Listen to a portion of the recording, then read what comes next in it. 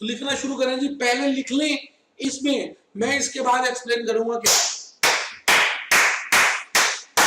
Concept 77 आपको याद है, लास्ट क्लास में आपने लेक्चर नंबर 12 में आपने कंसेप्ट 78 और 79 लिखा था। 77 अभी लिखना है, लिखिए please. Money market operations for an exporter, for an exporter, for an exporter, money market operations for an exporter. लिखिए, स्टेप्स लिखिए, फिर मैं एक्सप्लेन करूंगा। Following steps will be adopted in money market hedging. Step number 1. Prepare a flow chart. तो सबसे पहले तो flow chart prepare करना है।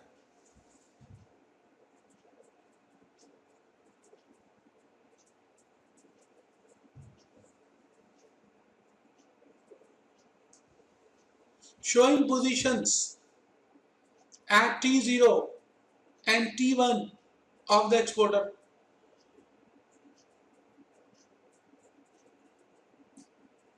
अब बेटे एक्सपोर्टर की T1 में पॉजिटिव पोजीशन होगी क्योंकि उसको फॉरेन करेंसी मिलनी है।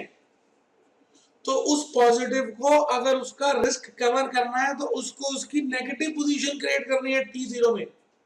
तो फ्लो चार्ट बनाइए, बाकी की बातें मैं बताऊंगा। स्टेप 1,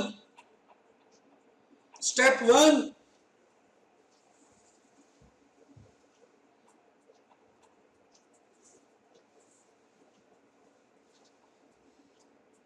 बेटे step 2, calculate how much amount should be borrowed at T0। Calculate how much amount should be borrowed at T0, क्योंकि बेटे नेगेटिव पोजीशन करनी है तो बोरो करना पड़ेगा। अब बोरो कितना करें कि वो इंटरेस्ट के साथ उतना ही हो जाए। तो simple interest P is equal to A upon 1 plus R। P is equal to A upon 1 plus R, और P का मतलब लिख लीजिए principal to be borrowed, A amount of borrowings, R rate of interest with respect to time period। बेटा सब कुछ वही है जो इंपोर्टर के लिए किया, आप लिख तो लें।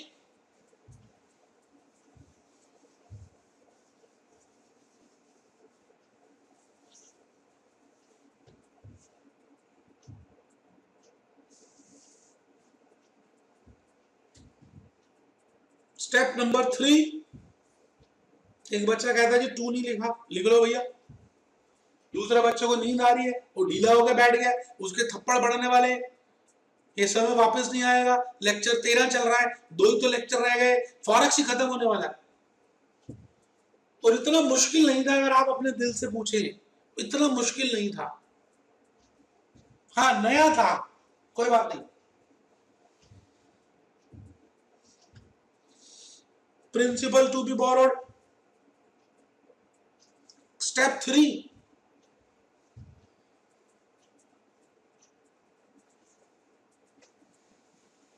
convert foreign currency borrowings into home currency।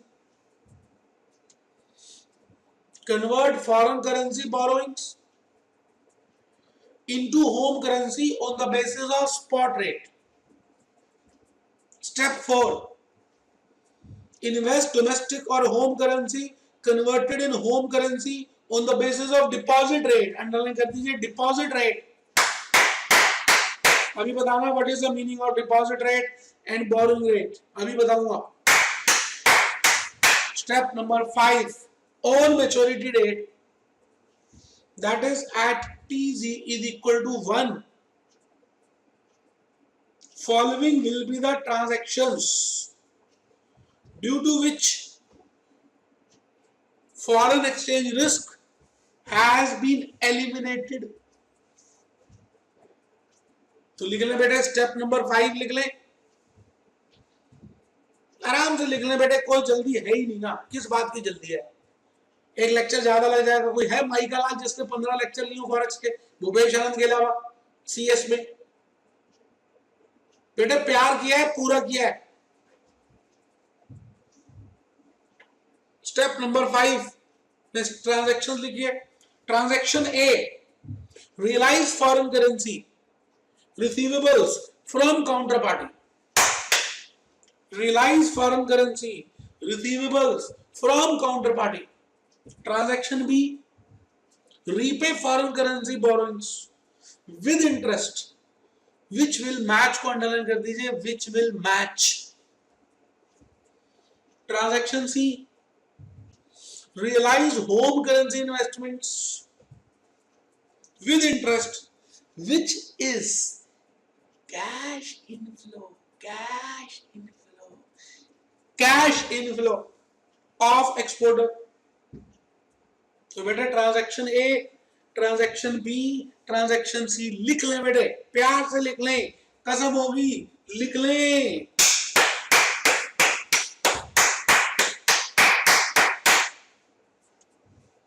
जो लगाएगा पाएगा। उठ भोर वही, अब रैन कहां जो सोवत है। बेटे अब रात नहीं है जो सो रहे हो, भोर वही, सुबह हो गई। अब तो फॉरेक्स भी खत्म होने वाला है। जो जागत है सो पावत है, जो सोवत है सो खोवत है। ठीक है जी। तो ट्रांजैक्शन ए बी सी लिख लीजिए। ठीक है जी। तो आपको मैंने कंसेप्ट 77 अभी लिखवा दिया, मैंने समझाया नहीं है, अभी समझा दूंगा। Money market operations, hedging, foreign exporter. तो following steps will be adopted in money market hedging. तो फ्लो चार्ट बनाएंगे, फिर अमाउंट कैलकुलेट करेंगे, कितना बोरो करना है, क्यों करना देख लेंगे। फिर फॉरेन करेंसी की बोरोइंग्स जो लिए हैं उसको रुपीस में, डोमेस्टिक करेंसी में कन्वर्ट करेंगे, फिर इन्वेस्ट करेंगे, और फिर मैच्योरिटी डेट में डांस करेंगे, हवन करेंगे, हवन करेंगे, हवन करेंगे। चलिए जी, मैं चाहता हूं कि आप ये कंसेप्ट नंबर 80 भी लिख लें, क्योंकि आज के लेक्चर में बस यही 2 चीजें लिखनी है, फिर कुछ लिखने का काम नहीं रहेगा। फिर खाली आप 4, 5, 3, 4 क्वेश्चंस की प्रैक्टिस करेंगे लेक्चर 13 में। आराम से कंसेप्ट 80 भी अगर लिख लें तो बेटे बहुत बढ़िया रहेगा। टोटल कंसेप्ट 92 है, 2-3 नहीं करने, इसका मतलब 6-7 कंसेप्ट रह गए जो हम लेक्चर 14 और 15 में खत्म कर देंगे। तो letter of credit important mark कर लीजिए, स्लैश इंटरनेशनल फाइनेंशियल डिसीजंस, बड़ा इंपॉर्टेंट कंसेप्ट है, लिखे।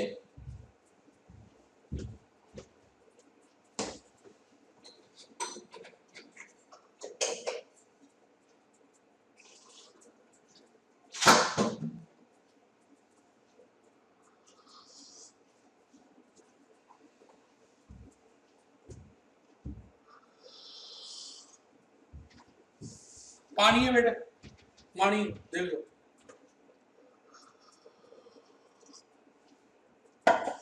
Letter of credit, international financial decisions,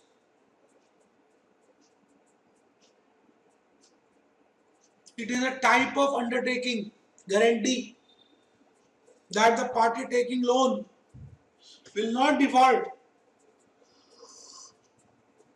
in its interest and principal repayment. लिख लें, मैं समझाऊंगा। It is a type of undertaking that the party will demand or the party taking loan will not default in its interest and principal repayment.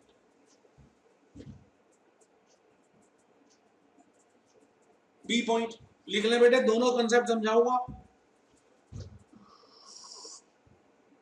In case of international financial decisions, underline कर दें, there can be different proposals, there can be different proposals. तो step 1 proposals लिख लें।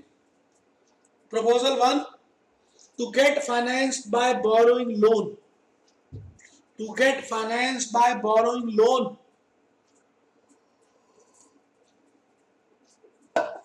Proposal 2, to get letter of credit facility, to get letter of credit facility. Proposal 1 है to get finance by borrowing loan. Proposal 2 to get letter of credit facility. अभी देख लेंगे बेटा, समझा दूंगा, अभी समझाया नहीं है, लिखने का काम कर रहे हैं बस. स्टेप 1 लिख लिया और तो 2 लिखिए. Prepare a statement showing cash outflow in alternative proposals. Prepare a statement showing cash outflow in alternative proposals. Prepare a statement showing cash outflow in alternative proposals.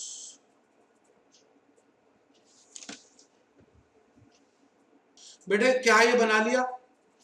मैं कह रहा हूं जी अभी लिखने का काम था, इसलिए आप, मैं समझा नहीं रहा बेटे, अभी आप लिख तो लें.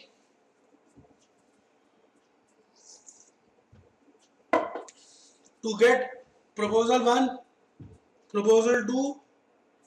तो बेटे ये फॉर्मेट बनाया है. प्रपोजल 1 है कि आप लोन ले लें. प्रपोजल 2 है letter of credit, commission slash processing charge. वो भी मैं बता दूंगा बेटे, कमीशन क्या होती है, प्रोसेसिंग चार्ज क्या होता है, इंटरेस्ट स्लैश फीस. बस आप लिख लें, लिख लें.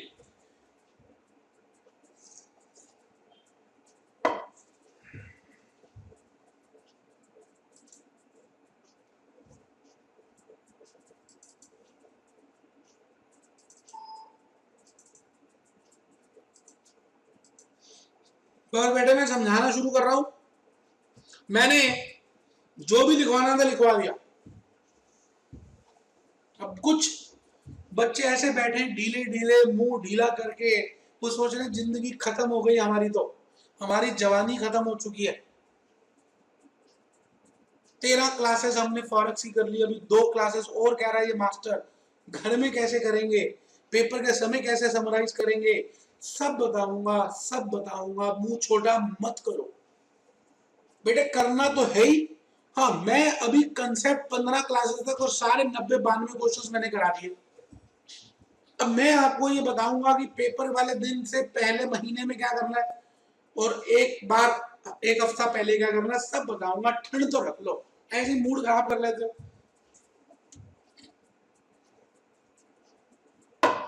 दूसरा बच्चा कह रहा है कि पहले कुछ वीडियो दिखाओ, इतने दिन हो गए वीडियो नहीं दिखाया आपने. कोई बात नहीं बेटे, एक मैं छोटा सा वीडियो दिखाऊंगा. आप उस वीडियो को देखेंगे तो आपको समझ आएगी कि लाइफ में है क्या. चलिए देख लेते हैं.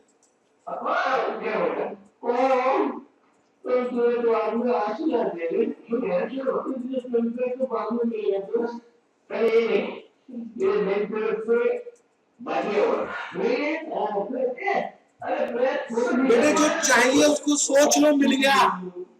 शाहरुख खान, शाहरुख खान.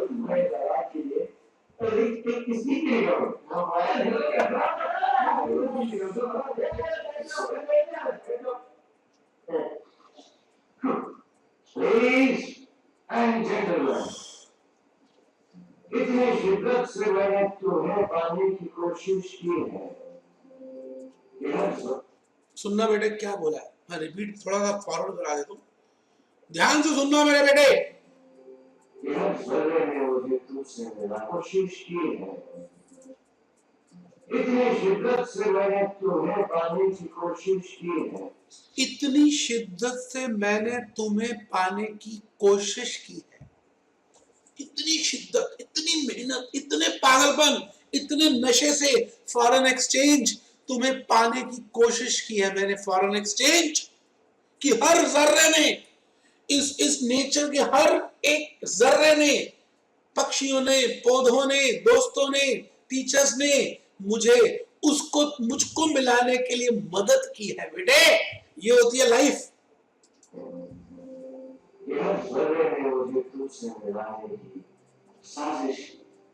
भगवान चाहता है कि हमको सब कुछ मिल जाए.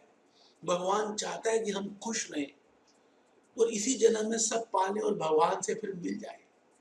बेटे इतना पागलपन होना चाहिए किसी चीज को पाने के लिए कि नेचर खुद मदद करे. और वो करता है, लेकिन बेटे उसकी कंडीशन है कि पहले तू खुद तो पागल हो जा उस चीज को पाने के लिए। आप ऐसे ढीले ढीले बैठे होंगे, लिखेंगे नहीं, मुंह सुझा लेंगे, तो बेटे ये ठीक बात है क्या? आप बताइए, ठीक बात है क्या? सुनिए ध्यान से। कुछ समझ में नहीं आया। ओ अच्छा अच्छा अच्छा, सिंपल करो। एक दो लेडीज एंड जेंटलमैन, कहते हैं अगर किसी चीज को दिल से चाहो तो पूरी कायनात उसे तुमसे मिलाने की कोशिश करना चाहती है। आप सबने मुझे मेरी चाहत से मिला दिया। Thanks, thanks very much. I feel like the king of the world. अब इस बात का यकीन करो कि हमारी फिल्मों की तरह हमारी जिंदगी में भी ठीक हो जाएगा। हैप्पीज एंडिंग। अगर ठीक ना हो तो होती है नहीं। पिक्चर अभी बाकी है, पिक्चर अभी बाकी है।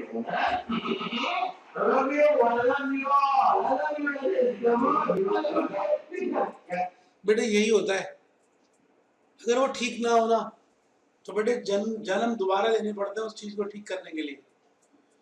जहां भला है वही अंत है बेटे, और जहां भला नहीं है ना, आपकी बातें कुछ रह गई मन में और अंत हो गया, तो वो अंत नहीं है, फिर दूसरा जन्म होगा, फिर सीएस करोगे।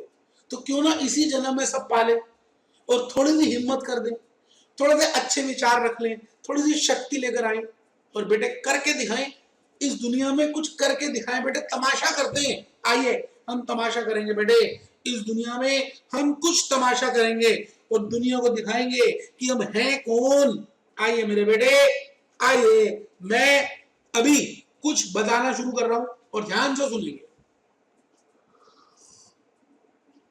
मैं आपसे ये कह रहा हूं कि हमने external hedging tools last class से पहले भी शुरू कर दिए, और मैंने कहा था जी 5 छोटी छोटी पोटलियां हैं जो हमें एक्सटर्नल टूल्स में समझनी है। एक पोटली में मैंने कहा था फॉरवर्ड कॉन्ट्रैक्ट, दूसरी में फ्यूचर कॉन्ट्रैक्ट, तीसरी में ऑप्शन कॉन्ट्रैक्ट, फोर्थ में स्वैप कॉन्ट्रैक्ट्स, और बेटे पांचवी कौन सी है? Money market hedging contracts. बेटे फॉरेन एक्सचेंज में इसके ऊपर और इसके ऊपर कंपैरिजन बहुत पूछी जाती है, बार बार क्वेश्चंस आ रहे हैं बेटे, बार बार क्वेश्चंस आ रहे हैं। तो मेरी अभी की आज की क्लास भी इसी चीज पे डेडिकेटेड है, आधी क्लास तो इसी पे डेडिकेटेड है। अब मनी मार्केट में मैंने बताया था कि आपको थोड़ा सा ध्यान रखना है, क्योंकि हम यहां पर इंपोर्टर के लिए भी सोच सकते हैं और एक्सपोर्टर के लिए भी सोच सकते हैं, क्योंकि इंपोर्टर और एक्सपोर्टर में सोच का डिफरेंस है, इसलिए हेजिंग करते समय थोड़ा सा ध्यान रखना है। मैंने कहा था कि भाई अगर इंपोर्टर है, सुनिएगा जरा ध्यान से, मनी मार्केट हेजिंग अगर इंपोर्टर है, जो लेक्चर नंबर 12 में बताया था, क्योंकि इंपोर्टर का ध्यान में होगा तो बेटे एक्सपोर्टर आराम से कर लेंगे, क्योंकि एक्सपोर्टर उसका ऑपोजिट है, याद कीजिए। मैंने मनी मार्केट हेजिंग में ये बात बताई थी कि T3 में या T1 में या T12 में कभी भी इस व्यक्ति की नेगेटिव पोजीशन है, क्योंकि उसको देने हैं, तो इसका ऑपोजिट उसको बनाना पड़ेगा, पॉजिटिव पोजीशन क्रिएट करनी पड़ेगी। और बेटे पॉजिटिव पोजीशन से का मतलब इन्वेस्टमेंट करनी पड़ेगी, उतने डॉलर्स या उतनी फॉरेन करेंसी लेने के लिए आपको होम करेंसी बोरो करनी पड़ेगी। तो बेटे उसके बाद मैच्योरिटी डेट आएगी,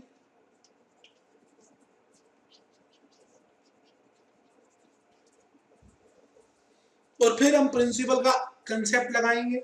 याद आ रहा है कुछ?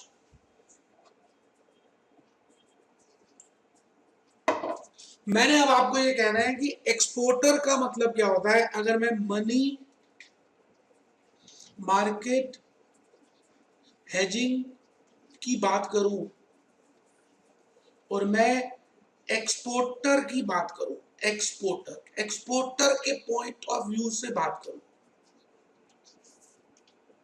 तो बेटे पहली बात हमें फ्लो चार्ट प्रिपेयर करना चाहिए, और उस फ्लो चार्ट में हमें चीजें समझनी चाहिए। जैसे मैं कहूं कि T0 और T1 आपके सामने एक फ्लो चार्ट है कि भाई आप एक्सपोर्टर हैं, आप इन्फोसिस हैं, आप विप्रो हैं, आप सत्यम नहीं हैं, सत्यम नहीं है, आप एक्सपोर्टर हैं और आपको भविष्य में फॉरेन करेंसी रिसीव होगी। क्यों होगी? क्योंकि आपने एक्सपोर्ट किया था कुछ, और टर्म्स के हिसाब से 3 महीने 6 महीने के बाद आपको फॉरेन करेंसी वो व्यक्ति देगा। अब एक तो ये है कि जब मुझे वो फॉरेन करेंसी देगा तो मैं उसी समय जो रेट भी चल रहा होगा उसी में कन्वर्ट कर दूंगा,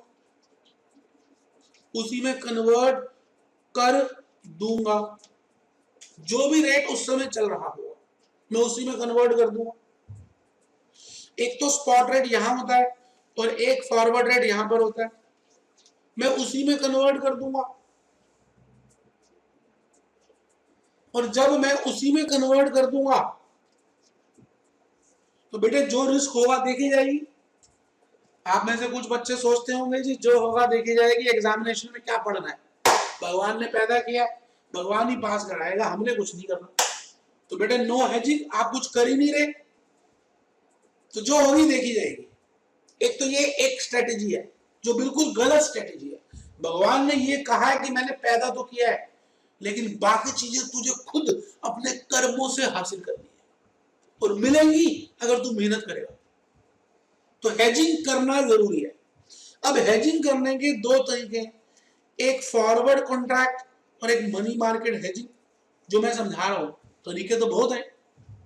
मनी मार्केट हेजिंग में आप ये समझ लें कि एक व्यक्ति एक्सपोर्टर होता है और ये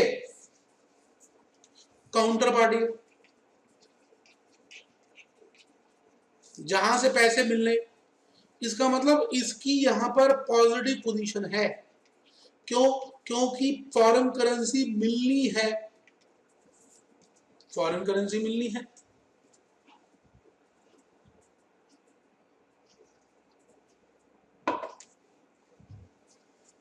अब क्योंकि फॉरेन करेंसी मिलनी है, मैं मान के चल रहा हूं आपको समझाने के लिए कि 1,02,000 ही मिल रहे, जो मैंने इंपोर्टर में समझाया था, और मैं ये भी मान रहा हूं कि 3 महीने के बाद मिलने,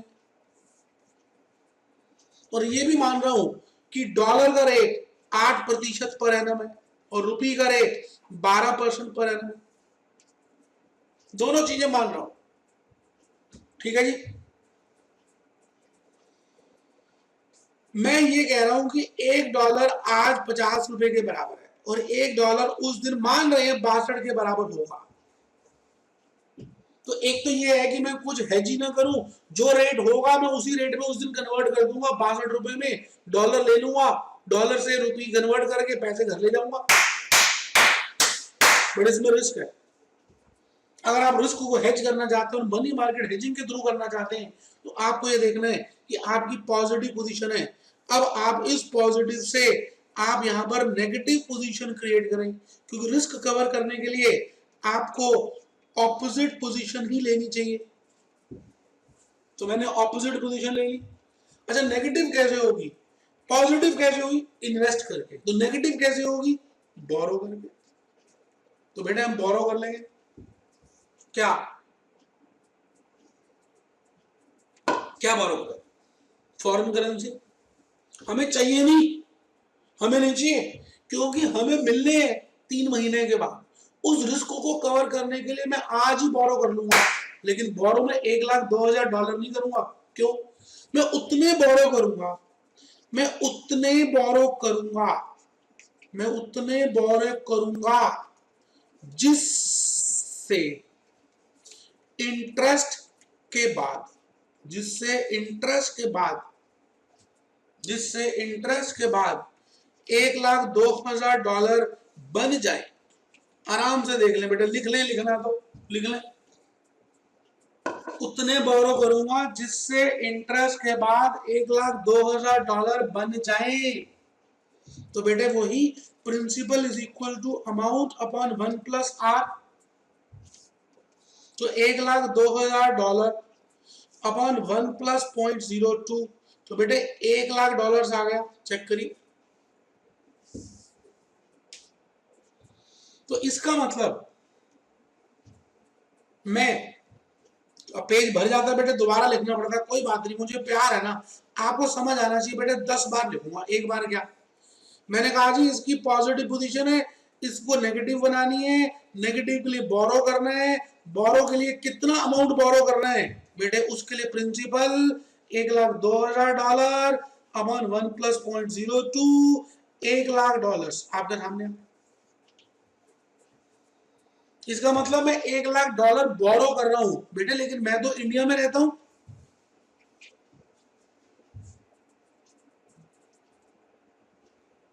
मैं तो इंडिया में रहता हूं, मैं इंडिया में रहता हूं। तो स्टेप 1 मेरी पॉजिटिव पोजीशन है, स्टेप 2 मेरी नेगेटिव पोजीशन ये है, स्टेप 3 मैंने प्रिंसिपल अमाउंट निकाल लिया कि कितना बोरो करना है। अब मैं आ रहा हूं बेटे स्टेप नंबर 4। स्टेप नंबर 4 में $1,00,000 को इंडियन रुपीज में कन्वर्ट कर दूंगा, क्योंकि डॉलर को मैं रख ही नहीं सकता। तो convert $1,00,000 into rupees on the basis of spot rate, on the basis of spot rate। Spot rate के हिसाब से मैं $1,00,000 को कन्वर्ट कर दूंगा, ठीक है जी।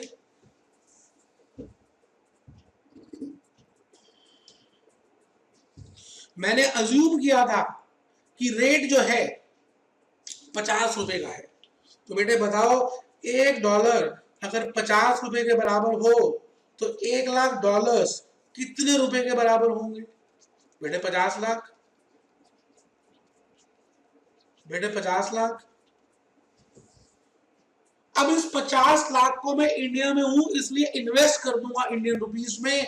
और बेटे 5वां स्टेप होगा 50 लाख रुपए मैं इन्वेस्ट कर दूंगा 3 महीने के लिए 12% ब्याज में। और बताइए जी 3 महीने के बाद मुझे इंटरेस्ट मिल जाएगा और मैं अमाउंट देख लूंगा कितना है। यही मेरी कैश इनफ्लो होगी।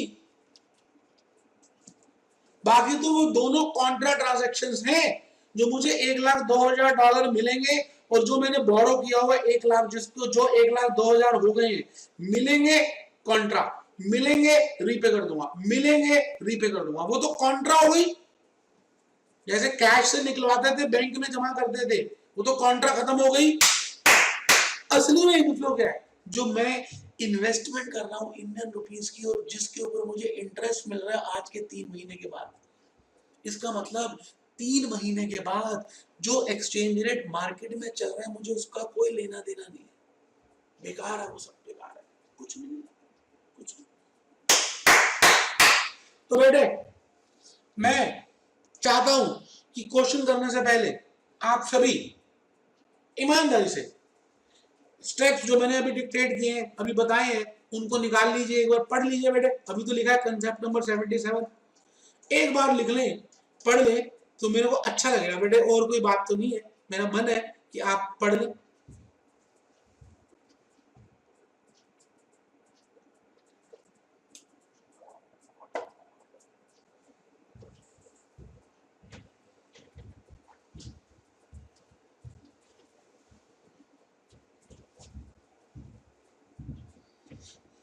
बेटे क्वेश्चन 66 मैं चाहूंगा कि अगर आप वो पीपीटी पढ़ लें 77 कंसेप्ट की, तो क्वेश्चन 66 पढ़ना शुरू कर दें आराम से बेटे। बिल्कुल ऑपोजिट है बेटे, पहले हमने लास्ट क्लास में 67 किया था, वो इंपोर्टर के लिए था, ये एक्सपोर्टर के लिए। An Indian firm exports leather exports goods to USA firm. एक इंडियन कंपनी ने यूएसए में लेदर की गुड्स बेच दी।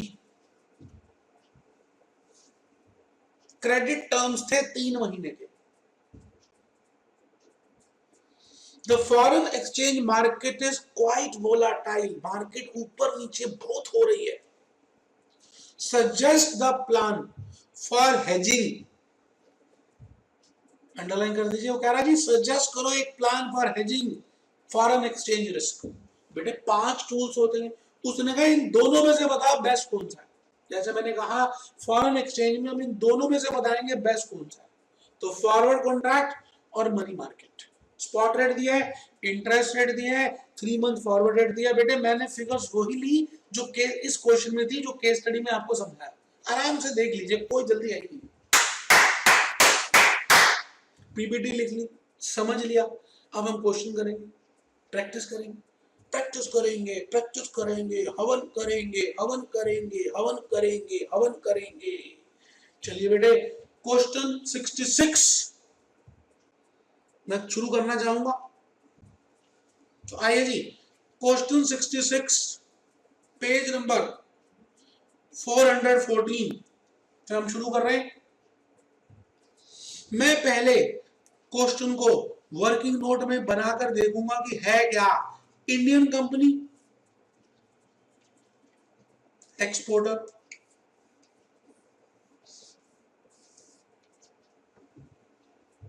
यूएसए फर्म,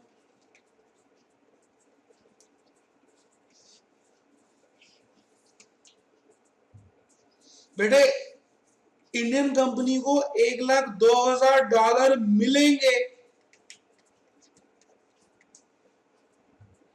3 महीने के बाद। आज का स्पॉट रेट अलग है, उस दिन का स्पॉट रेट अलग है। उस दिन का फॉरवर्ड रेट दिया है, एचडीएफसी ने फॉरवर्ड रेट दिया है, और बेटा इंटरेस्ट रेट 12% है और 8% है। तो बेटे आप इस कंपनी के फाइनेंस मैनेजर हैं, आपको यह भी सोचना है कि आप एक्सपोर्टर के लिए काम कर रहे हैं या इंपोर्टर के लिए कर रहे हैं। तो बेटे अगर आप एक्सपोर्टर के लिए कर रहे हैं तो एज अ फाइनेंस मैनेजर बेटे आपके पास 2 प्रपोजल्स हैं। पहला प्रपोजल क्या है, फॉरवर्ड कॉन्ट्रैक्ट में एंटर होना है, और दूसरा प्रपोजल क्या है, आप मनी मार्केट हेजिंग से भी काम कर सकते हैं। चेक कर लीजिए, ईदर फॉरवर्ड कॉन्ट्रैक्ट और मनी मार्केट हेजिंग, कुछ से भी कर सकते हैं बेटे, या तो फॉरवर्ड कॉन्ट्रैक्ट से और या फिर मनी मार्केट हेजिंग से। तो मैंने एक क्वेश्चन को समझाने के लिए एक चित्र बना दिया, चित्र रूपा, चित्र के रूप जैसी चित्र रूपा। लो बेटे, तो मैं इस क्वेश्चन को शुरू करूंगा, पहले प्रपोजल लिखूंगा, तो मैं शुरू कर रहा हूं जी। Main answer step number 1, statement showing alternative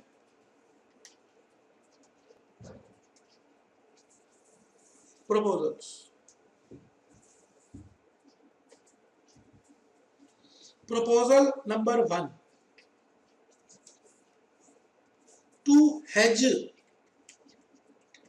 forex risk by entering forward contract. आराम से बेटे पहले देख लें, लिख लें, क्वेश्चन को पढ़ना सीख लें बेटे। आंसर करने से ज्यादा अच्छा है हम एक एक क्वेश्चन के मतलब को आत्मा तक समझें। प्रपोजल नंबर 2 लिखें बेटे। आज थोड़ी सी तबीयत खराब सी लग रही है, हल्का सा टेम्परेचर है, कोई बात नहीं बेटे। तो मैं जरा सी दवाई ले रहा था बेटे, बस ये देखिए दवाई, चाय के साथ दवाई ले रहा था बेटे। तो आपने क्या प्रपोजल नंबर 2 लिख लिया? आज थोड़ी मदद नहीं करेंगे बेटे, आज खुद नहीं लिखेंगे थोड़ा थोड़ा, तो लिख ले, कोई बात नहीं। टू हेज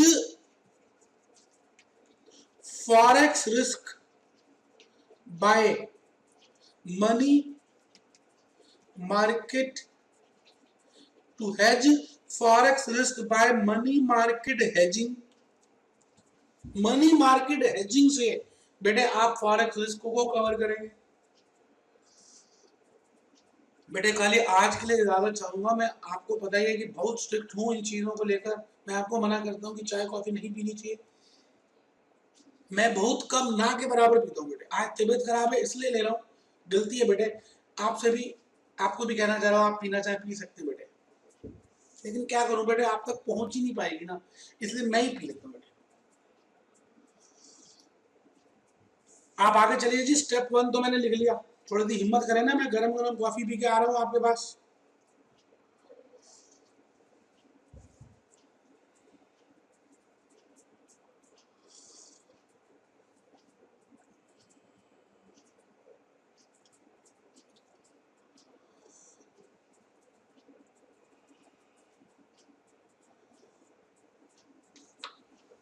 तो चलिए जी, step number 2।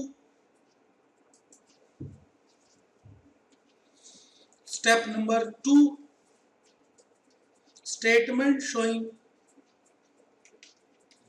Calculation of cash inflow of alternative. ठीक है जी, तो मैंने दोनों प्रपोजल्स की इनफ्लो बना दी है, बनानी है। तो एक बच्चा कहता है पिछली बार आउटफ्लो निकाली थी, इस बार इनफ्लो निकाल रहे हैं। हाँ बेटे, पिछली बार इंपोर्टर का क्वेश्चन था, इस बार एक्सपोर्टर का क्वेश्चन है। एक्सपोर्टर में इनफ्लो निकाल दें, इंपोर्टर में आउटफ्लो निकाल दें। लो बेटे, जिसकी इनफ्लो ज्यादा होगी मैं कहूंगा आ गले लग जा। लो बेटे, तो statement showing calculation of cash inflow of alternative proposals. अब मैं बेटे इसका वर्किंग नोट बनाकर दिखाऊंगा। मैं लिख रहा हूं इन case of hedging with forward contract, in case of hedging with forward contract,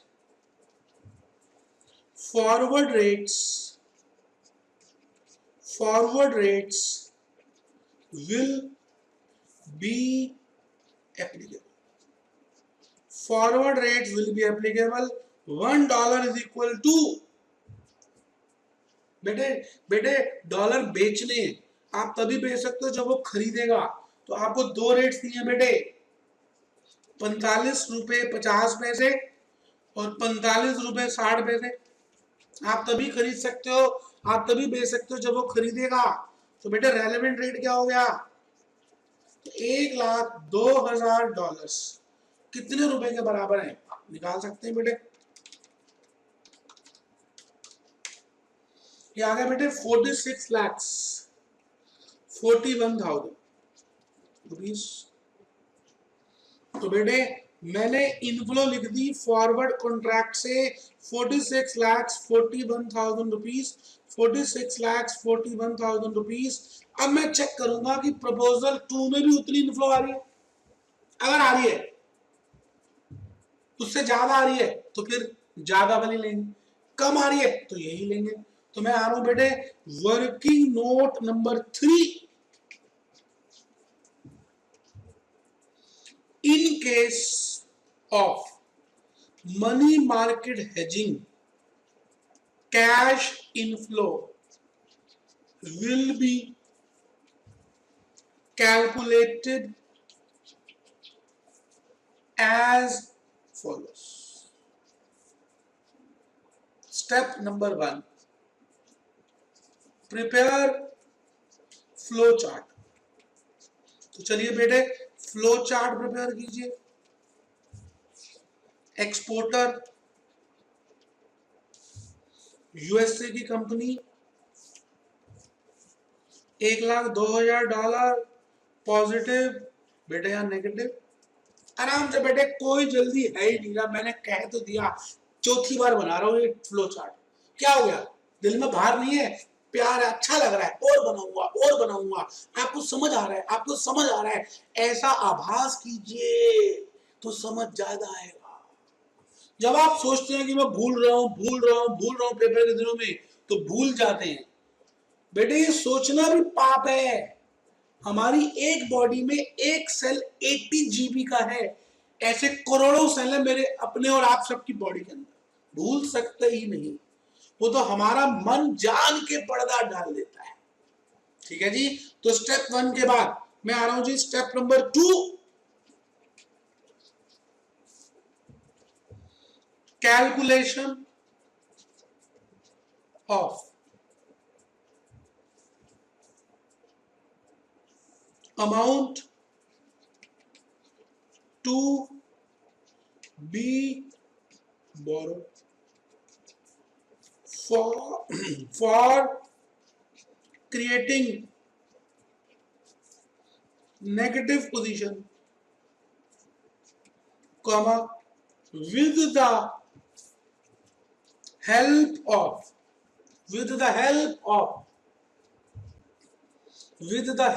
of simple interest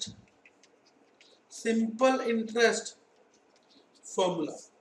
P is equal to A upon 1 plus R. बेटे $1,02,000 अपॉन 1 प्लस 0.02, क्योंकि बेटे 8% 12 महीने का है, तो 2% होगा बेटे 3 महीने का. तो ये आ गया जी $1,00,000. आराम से बेटे $1,00,000. हमें बेटे $1,00,000 बोरो करने हैं. Step number 3.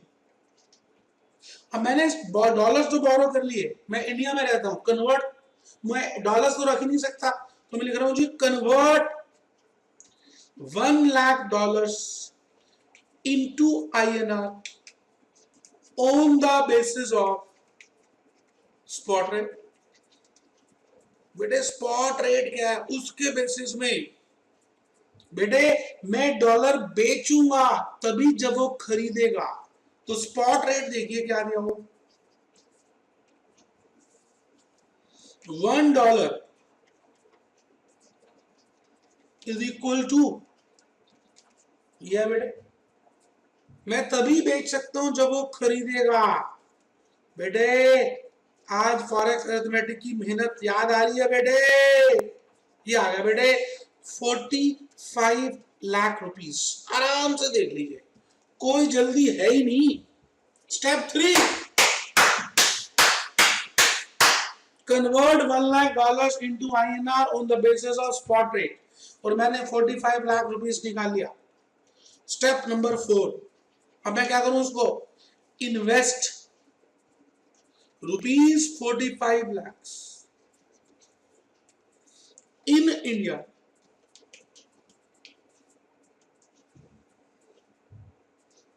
for 3 months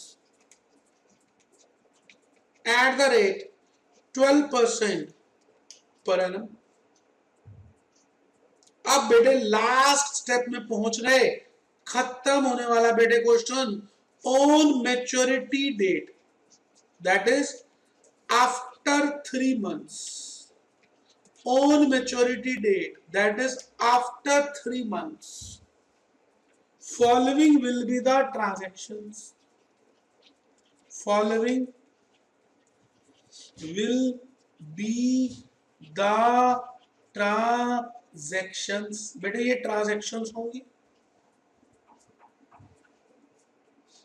बेटे ट्रांजैक्शन 1 क्या होगी,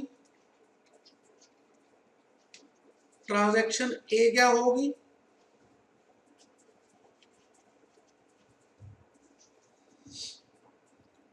ऑन मैच्योरिटी डेट रिसीव, बेटे आप पहले रिसीव कर लेंगे $1,02,000 फ्रॉम काउंटर पार्टी, जो आपको पैसे मिलने दे वो आपको मिल जाएंगे। तो फिर क्या करेंगे, फिर आपको किसी को देने भी थे $1,02,000 क्योंकि आपने बोरो किए थे, तो repay foreign currency borrowings with interest, that is $1,02,000। क्योंकि बेटे वो हमने पहले ही कैलकुलेट कर लिया था जुगाड़ करके कि कितने बोरो करें कि $1,02,000 ही पहुंच जाए। इसका मतलब मनी मार्केट हेजिंग में आपको मैच्योरिटी डेट में कुछ भी कन्वर्ट करना ही नहीं है, कुछ कन्वर्ट करने की जरूरत ही नहीं है, क्योंकि जब आप कन्वर्ट करेंगे तभी रिस्क होगा, इसमें वो रिस्क इसलिए होता ही नहीं है। तो बेटे ट्रांजैक्शन सी में आ जाए, रियलाइज रूपी investments, realize rupee investments, INR investments with interest, with interest। तो कितनी बेटे 45 लाख रुपए, which will be cash inflow, यही होगी बेटे कैश इनफ्लो। 45 लाख रुपए इन्वेस्ट किए थे, जरा बताइएगा 12% के हिसाब से कितने आएंगे,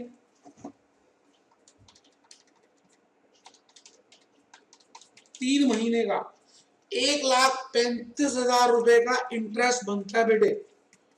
टोटल आ गया बेटे 46,35,000, यही आंसर है बेटे। लाइव किया आपके सामने, लाइव लाइव, क्योंकि मैं चाहता हूं आपको सिखाना, इसलिए आपके सामने खुद कर रहा हूं। तो आपकी इनफ्लो होगी 46,35,000, तो लिख दीजिए। तो बताइए जी ज्यादा बेटर कौन सा प्रपोजल है? बेटे मुझे तो लग रहा है कि प्रपोजल 1 ज्यादा बेटर है, क्योंकि वहां इनफ्लो ज्यादा है। तो लिखिए जी स्टेप नंबर 3,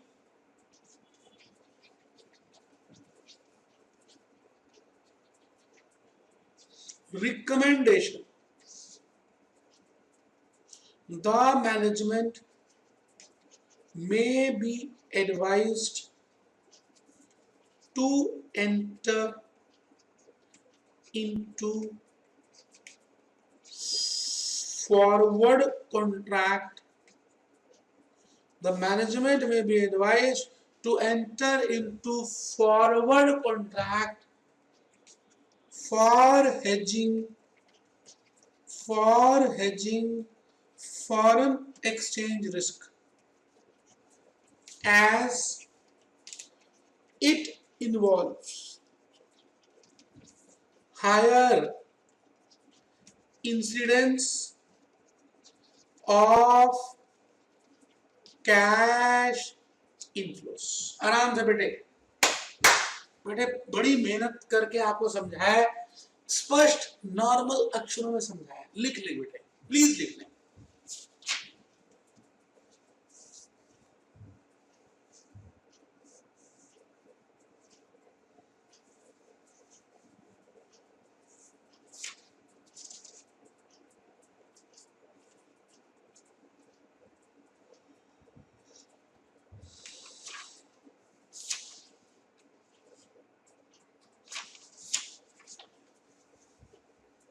तो बेटे बस मैं ये चाहूंगा कि आपको मैंने 66 करा दिया, 66 करा दिया, 67 करा दिया, 68 क्वेश्चन बहुत इजी है, मैंने देख लिया है, ये आपको खुद करना चाहिए। मैं अभी 69 कराने जा रहा हूँ, क्योंकि मैं उसमें एक नई चीज है जो बताने जा रहा हूँ। क्योंकि अगर 69 समझ आ गया तो समझ लीजिए आपको 65 भी समझ आ जाएगा। तो 69 और 65 एक जैसे और ये सब एक जैसे। जरा पढ़ते हैं जी 69 में, और मुझे आप भी बताइए कि क्या डिफरेंस लग रहा है जी 69 में और 66, 67, 68 में, इनमें डिफरेंस क्या दिख रहे हैं? आराम से, कोई जल्दी है ही नहीं।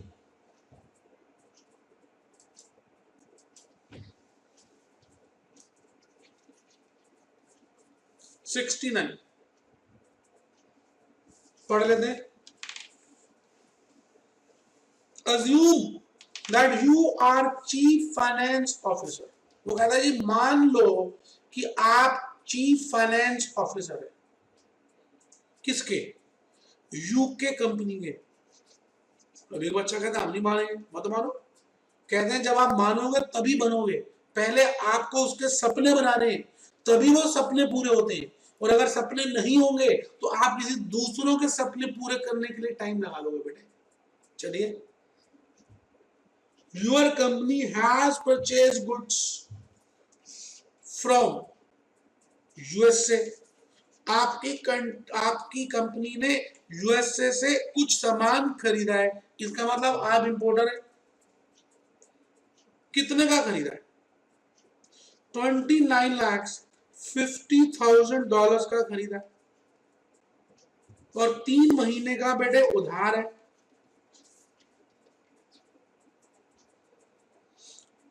और बेटे नीचे आपको डॉलर पाउंड के रेट्स गिवन है। 1 पाउंड इज इक्वल टू, बेटे इक्वल टू नहीं है तो न्यूमरेटर को न्यूमरेटर से रिलेट करेंगे, डिनोमिनेटर को डिनोमिनेटर। अगर इक्वल टू होगा तो न्यूमरेटर को डिनोमिनेटर से, इसके न्यूमरेटर को इसके डिनोमिनेटर से।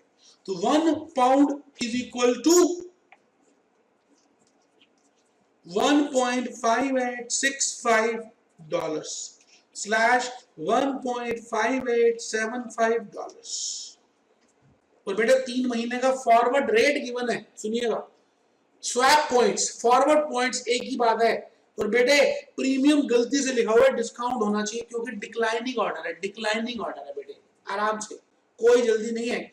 मनी मार्केट के 2 इंटरेस्ट रेट्स दिए, आपने 66 किया, 67 किया, 68 करेंगे, उन सभी में इंटरेस्ट रेट एक ही है। यही डिफरेंस है इस क्वेश्चन में और 66, 67 और 68 में। Evaluate the efficiency of hedging methods. अब मेथड्स बता दिए उसने ये नहीं कहा कि फॉरवर्ड या मनी मार्केट। कोई बात नहीं, पढ़ लीजिए क्वेश्चन, आराम से पढ़िए। 1 मिनट दे रहा हूं, पढ़ लिया बेटे? चलिए बेटे शुरू करते हैं। मैं पहले इसमें कुछ बातें लिखवाऊंगा जो आपको लिखनी बहुत जरूरी है, वो घर के लिए बेटे, घर के लिए। तो क्वेश्चन नंबर 69 में डिफरेंसेस क्या क्या वो लिखते हैं बेटे। पहले लिखिए जी note number 1। In this question, name of hedging tools have not been specified। इस क्वेश्चन में हेजिंग टूल्स के नाम नहीं बता, but as per the information available। अब एक बच्चा पता है क्या सोच रहा है कि मास्टर ने कराई दो है फॉरवर्ड और मनी मार्केट यही लगेंगे। नहीं बेटे, ये कोई बात थोड़ी हुई। मैंने कहा इन्फॉर्मेशन देखिए, उसके हिसाब से बेस्ट कौन से। As per the information available, forward rates and interest rates are being specified। Forward rates and interest rates are being specified। Hence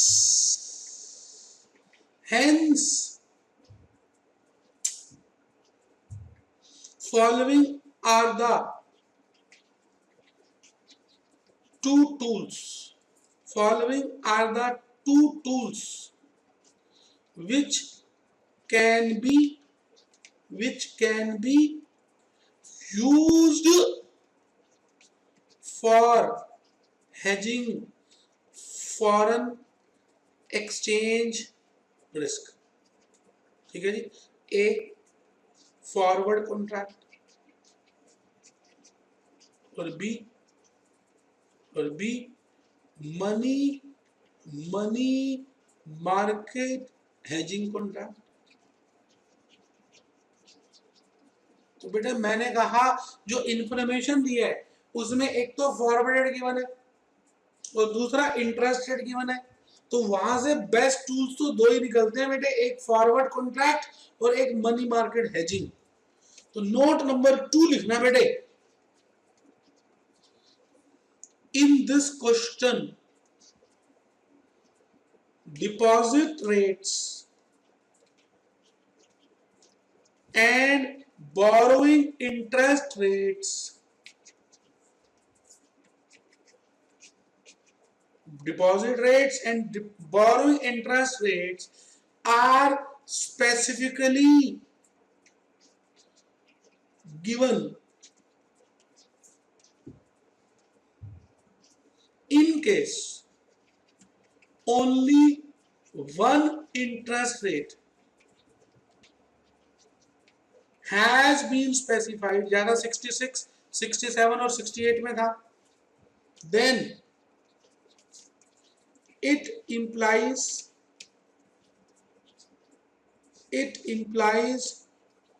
borrowing rate is equal to deposit rate. तो इसका मतलब है बोरोइंग रेट डिपॉजिट रेट के बराबर होगा। ठीक है जी। वैसे नोट नंबर 3 के बारे में एक इंफॉर्मेशन दे रहा हूं, normally borrowing interest rate is higher than deposit interest rates. बेटे बोरोइंग इंटरेस्ट रेट्स ज्यादा होते हैं as compare to deposit interest rates. देख लीजिए, यहां पर भी देख लीजिए, क्योंकि बैंक ज्यादा पैसे लेता है जब आपको उधार देता है और आपको कम देता है जब आप उसको डिपॉजिट में उधार देते हैं। आप बात समझ लीजिए, bank is always at a win win position. तो यहां पर ये चीज एप्लीकेबल हो रही है। नोट नंबर 3 तक मैंने लिख दिया, मैं मेन आंसर की तरफ बढ़ूंगा और स्टेप नंबर 1 लिखूंगा, statement showing alternative proposals. Proposal number 1, to hedge foreign exchange risk by entering forward contract. आराम से बेटे, बाय एंटरिंग फॉरवर्ड कॉन्ट्रैक्ट। आप ये कह रहे हैं इंपोर्टर को कि आप अपना रिस्क कवर कर लीजिए फॉरवर्ड कॉन्ट्रैक्ट एंटर करके। ठीक है जी। पहला proposal. Proposal 2, to hedge payable exposure. क्यों? क्योंकि बेटे मैंने जान कर लिया पेबल एक्सपोजर। क्यों? क्योंकि ये बेटा इंपोर्टर है, इंपोर्टर को पेमेंट करनी है। Payable exposure by money market hedging process. आराम से बेटे, कोई टेंशन है ही नहीं ना। प्रपोजल 1 लिख दिया, प्रपोजल 2 लिख दिया। मैं अब आपके सामने स्टेप नंबर 2 की तरफ बढ़ूंगा, क्योंकि इंपोर्टर का केस है इसलिए मुझे आउटफ्लो निकालनी है। तो मैं लिख रहा हूं, statement showing calculation of cash outflow in alternative proposals. आराम से बेटे आउटफ्लो निकालनी है, क्यों? क्योंकि बेटे इंपोर्टर का केस है। क्यों? क्योंकि आप यूके कंपनी के लिए काम कर रहे हैं, यूएसए के लिए नहीं कर रहे। यूएसए एक्सपोर्टर है, यूके इंपोर्टर है, तो आपको ये भी चेक करना है कि आप कौन सी पार्टी के लिए वर्क कर रहे हो। तो आइए जी स्टेप नंबर 2 मैं आपके सामने लिख दूं। Proposal 1, proposal 2, cash outflow.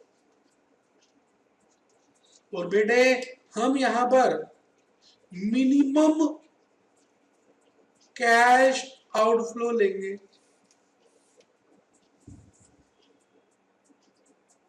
चलिए जी शुरू करें।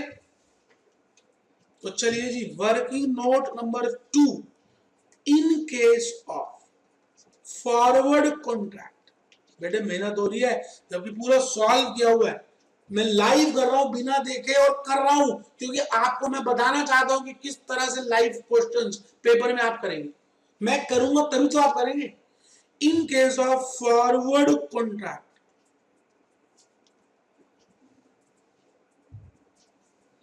following are the forward rates applicable। लो बेटे स्पॉट रेट दिया हुआ बेटे, 1 पाउंड इज इक्वल टू $1.5865, $1.5875। और बेटे स्वैप पॉइंट दिए हैं वो डिक्रीजिंग ऑर्डर में, बेटे प्रीमियम का डिस्काउंट होना चाहिए। तो 1.80 सेंट है, परसेंटेज हो गई। तो ये आ गया जी 0.018। देखो जैसे लिखा ना जी 1.80, तो मैंने सेंट को परसेंटेज मान लिया। तो मैंने 1.8 डिवाइडेड बाय 100, ये आ गया बेटे 0.018। माइनस करूंगा बेटे क्योंकि डिस्काउंट है बेटे। और 1.75 डिवाइडेड बाय 100, तो 0.0175 माइनस करूंगा बेटे। तो 1.5865 माइनस 0.0180, ये आ रहा है जी 1.5685 आराम से। और बेटे ये आ रहा है 1.5875।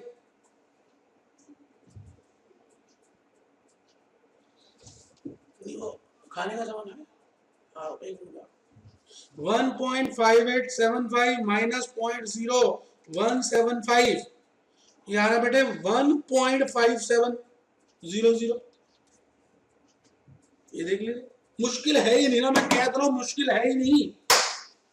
तो इसका मतलब फॉरवर्ड रेट ये रहेगा 1 पाउंड इज इक्वल टू इतने डॉलर्स। तो मैं साफ सुथरा लिख देता हूं अलग पेज में, 1 pound is equal to 1.5685 dollars slash 1.5700 dollars. अब आपको डॉलर्स मिलेंगे,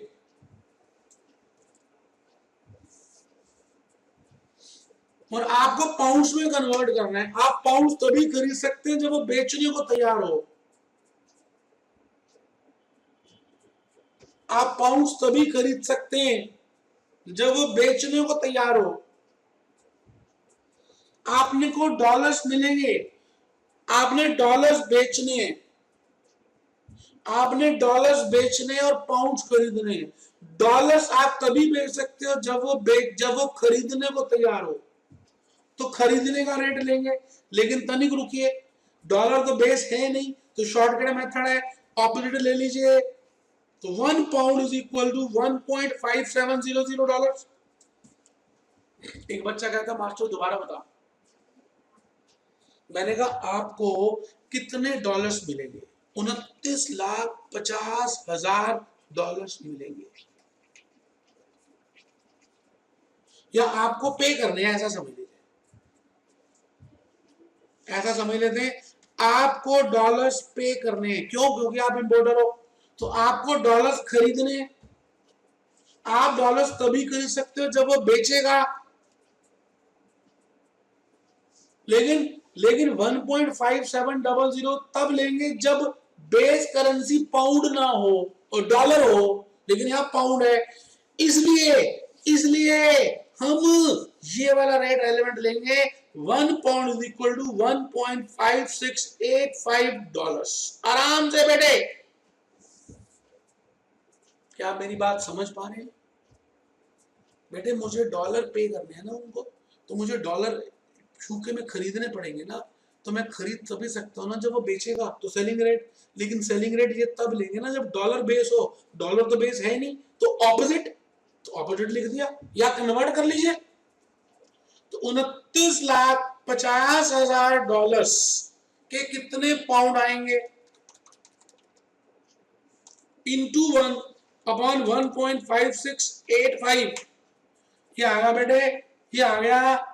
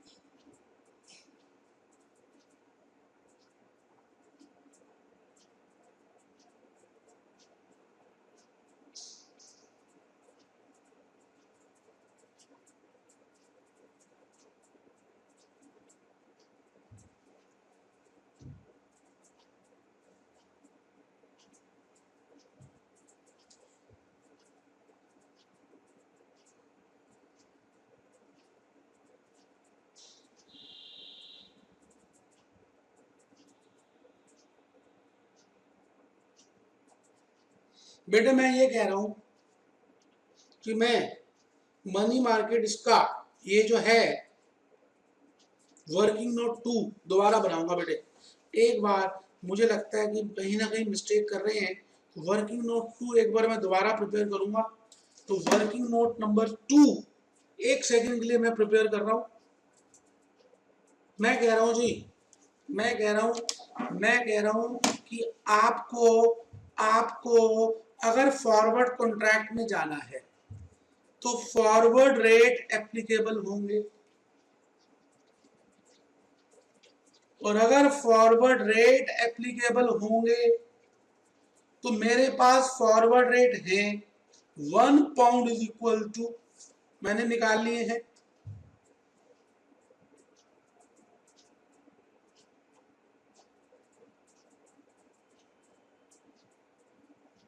ये निकाले थे बेटे 1.5685 1.5685 डॉलर्स स्लैश 1.5700 डॉलर्स। अब मैं आपसे कह रहा हूं कि आप यूके की कंपनी है, आपको आपको डॉलर्स खरीदने हैं। आप डॉलर्स तभी खरीद सकते हैं जब बैंक बेचने को तैयार हो, और बैंक बेचने को तैयार हो तो ये वाला रेट एप्लीकेबल होगा। लेकिन ये तब होगा जब डॉलर बेस होगा, तो डॉलर तो बेस है नहीं, इसलिए इसलिए इसलिए मैं दूसरा रेट ले रहा हूं। 1 pound is equal to 1.5685 dollars. तो चेक कर लेते हैं जी, 29,50,000 डॉलर्स के कितने पाउंड्स बनेंगे?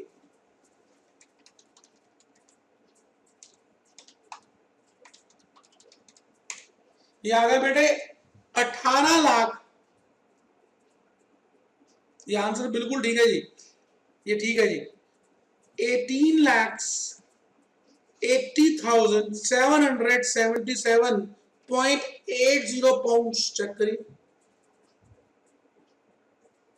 18,80,777, बिल्कुल ठीक है। तो मैं इसको ऐसे ही लिख रहा हूं, 18,80,777 पाउंड। वो एक असम्पशन दी है मैंने, लेकिन वो गलत है। आप 18,80,777 पे आइए। इसका मतलब हमारा वर्किंग नोट नंबर 2 भी बिल्कुल ठीक था, कोई घबराने की बात थी नहीं उसमें। ठीक है जी। अब मैं आ रहा हूं जी मनी मार्केट हेजिंग में। तो आइए जी working note number 3, money market hedging. अब कैसे करते हैं मनी मार्केट हेजिंग, इस बात को थोड़ा सा समझना है। ठीक है जी, बिल्कुल समझेंगे मनी मार्केट हेजिंग कैसे करते हैं। मनी मार्केट हेजिंग में मैंने आपको बताया था कि अगर इंपोर्टर है तो उसकी नेगेटिव पोजीशन है, उसके लिए पॉजिटिव करनी होगी, मतलब इन्वेस्ट करना होगा। 2 मिनट आ रहा हूं, 2 मिनट।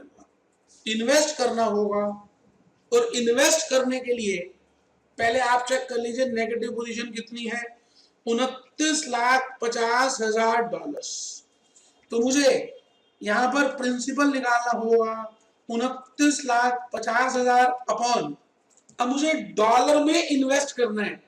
सुनना सुनना सुनना सुनना, मुझे डॉलर में इन्वेस्ट करना है, तो मुझे डॉलर का डिपॉजिट रेट चाहिए 7%। चेक करिए 7% है, तो 7% तो 12 महीने का है, तो 0.0175, 3 महीने का 1.75।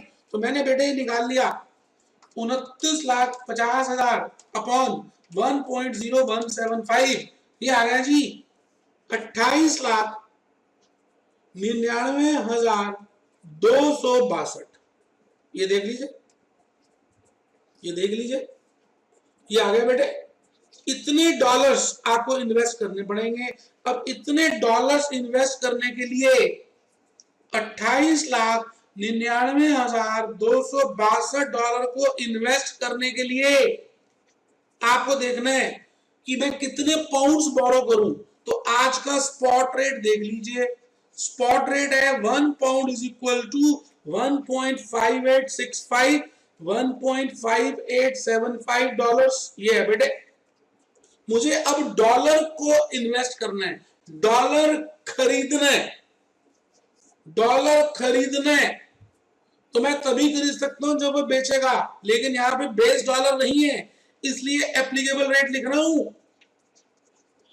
लो बेटे, तो आइए 28,99,262 डॉलर्स कितने पाउंड के बराबर हो गए, इंटू 1 अपॉन 1.5865। ये आ गया बेटे 18,27,458। ये देखो बेटे 18,27,458 पाउंड। तो बेटे मुझे इतने बोरो करने पड़ेंगे, तो उसके बाद क्या करेंगे, 18,27,458 पाउंड को इंटरेस्ट के साथ रीपे कर देंगे। तो जरा देख लीजिए इंटरेस्ट कितना है। अब मैंने पाउंड का बोरोइंग रेट देखना है, तो पाउंड का बोरोइंग रेट कितना है 14.25। अब समझ आया कि अलग अलग रेट का मतलब क्या है। तो 18,27,458 प्लस 14.25% इंटू 3/12, जरा बताइए जी कितना आ गया बेटे। ये आ गया जी 65,103। चेक कर लीजिए 65,103 पाउंड। तो इसका मतलब मुझे कितना पेमेंट करना है मैं निकाल रहा हूं। ये आ गया जी 18,92,561। बिल्कुल ठीक आ रहा है मेरे बेटे, चेक कर लीजिए, आंसर भी आ गया बेटे 18,92,561। तो बेटे ये आ गया आपके सामने आंसर। ये लो, ये लो, ये आ गया। आउटफ्लो जहां पे कम होती है उसी को गले लगाते हैं। तो बेटे यहां पर एक असम्पशन लिया है वो छोड़ दीजिए आप, इसका ये आंसर ठीक है। तो चलिए जी लिखिए recommendation, the management may be advised, the management may be advised to enter into forward contract for hedging forex risk payables। आराम से बेटे, मेरा ये क्वेश्चन कराने का एक ही ऑब्जेक्टिव था कि आपको डिपॉजिट रेट्स और बोरोइंग रेट्स के बारे में बताओ, बस बेटे, और कोई बात ही नहीं है। आराम से देख लीजिए, कोई जल्दबाजी है ही नहीं, 3 क्वेश्चन बता दिए। वैसे मैं आपको थोड़ा सा समरी बता दूं बेटे, मनी मार्केट हेजिंग बड़ा ही एक अच्छा सा टूल है फॉरेन एक्सचेंज के रिस्क को मैनेज करने के लिए। जनरली देखा गया कि इसमें 2 तरह की कंपैरिजन पूछी जाती है, एक तो forward contract versus money market hedging. बेटे इन दोनों के बीच में डिफरेंस पूछा जाता है, what is the difference between forward contract and money market hedging. और बेटे मनी मार्केट हेजिंग के 2 मैं कहता हूं टाइप्स ऑफ क्वेश्चंस बन सकते हैं। when only one interest rate is given, जब एक ही इंटरेस्ट रेट दिया है। तो दूसरा बेटा when two interest rates, जब 2 इंटरेस्ट रेट्स दिए हो आर बीइंग गिवन। बेटे जब 2 दिए हो मतलब बोरिंग इंटरेस्ट रेट अलग दिया हो और डिपॉजिट अलग दिया हो, तो इस बात को ध्यान से सुनना है, समझना है। और जब एक ही रेट दिया है तो हम मानते हैं कि दोनों रेट सेम है। वैसे बेटे बोरिंग रेट ज्यादा होता है, डिपॉजिट रेट कम होता है। जैसे मैंने बताया कि बिड रेट ज्यादा होता है, आस्क रेट बिड रेट कम होता है, आस्क रेट ज्यादा होता है। बिल्कुल उसी तरह से बैंक क्या करता है बेटे, इंटरेस्ट रेट को इस तरह से लिख सकता है। बैंक क्या करता है, इंटरेस्ट रेट के भी 2 रेट्स लिखता है, deposit rate slash borrowing rate. And बेटे borrowing rate is always more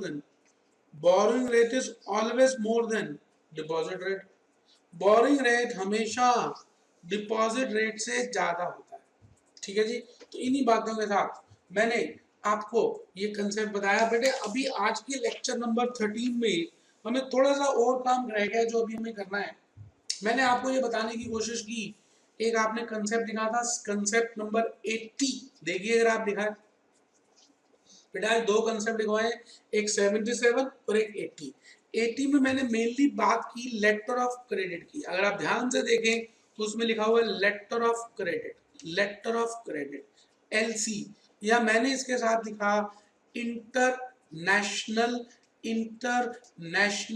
financial decisions. बेटे बहुत ही इंपॉर्टेंट कंसेप्ट करने जा रहे हैं। आपको पता भी नहीं कि कितना कीमती कंसेप्ट जो मैं डिस्कस कर रहा हूँ, और पेपर में 5-6 बार आ भी चुका। बेटे बहुत इंपॉर्टेंट कंसेप्ट कर रहे हैं, लेटर ऑफ क्रेडिट फैसिलिटी। ये क्या होती है अभी हम सीखेंगे। इंटरनेशनल फाइनेंशियल डिसीजंस क्या होती है ये भी सीखेंगे। बेटे सीए फाइनल में और आईसीडब्ल्यूए फाइनल में एक अलग से चैप्टर ही बना दिया उन्होंने, इंटरनेशनल फाइनेंशियल मैनेजमेंट। उसमें international working capital, international capital budgeting,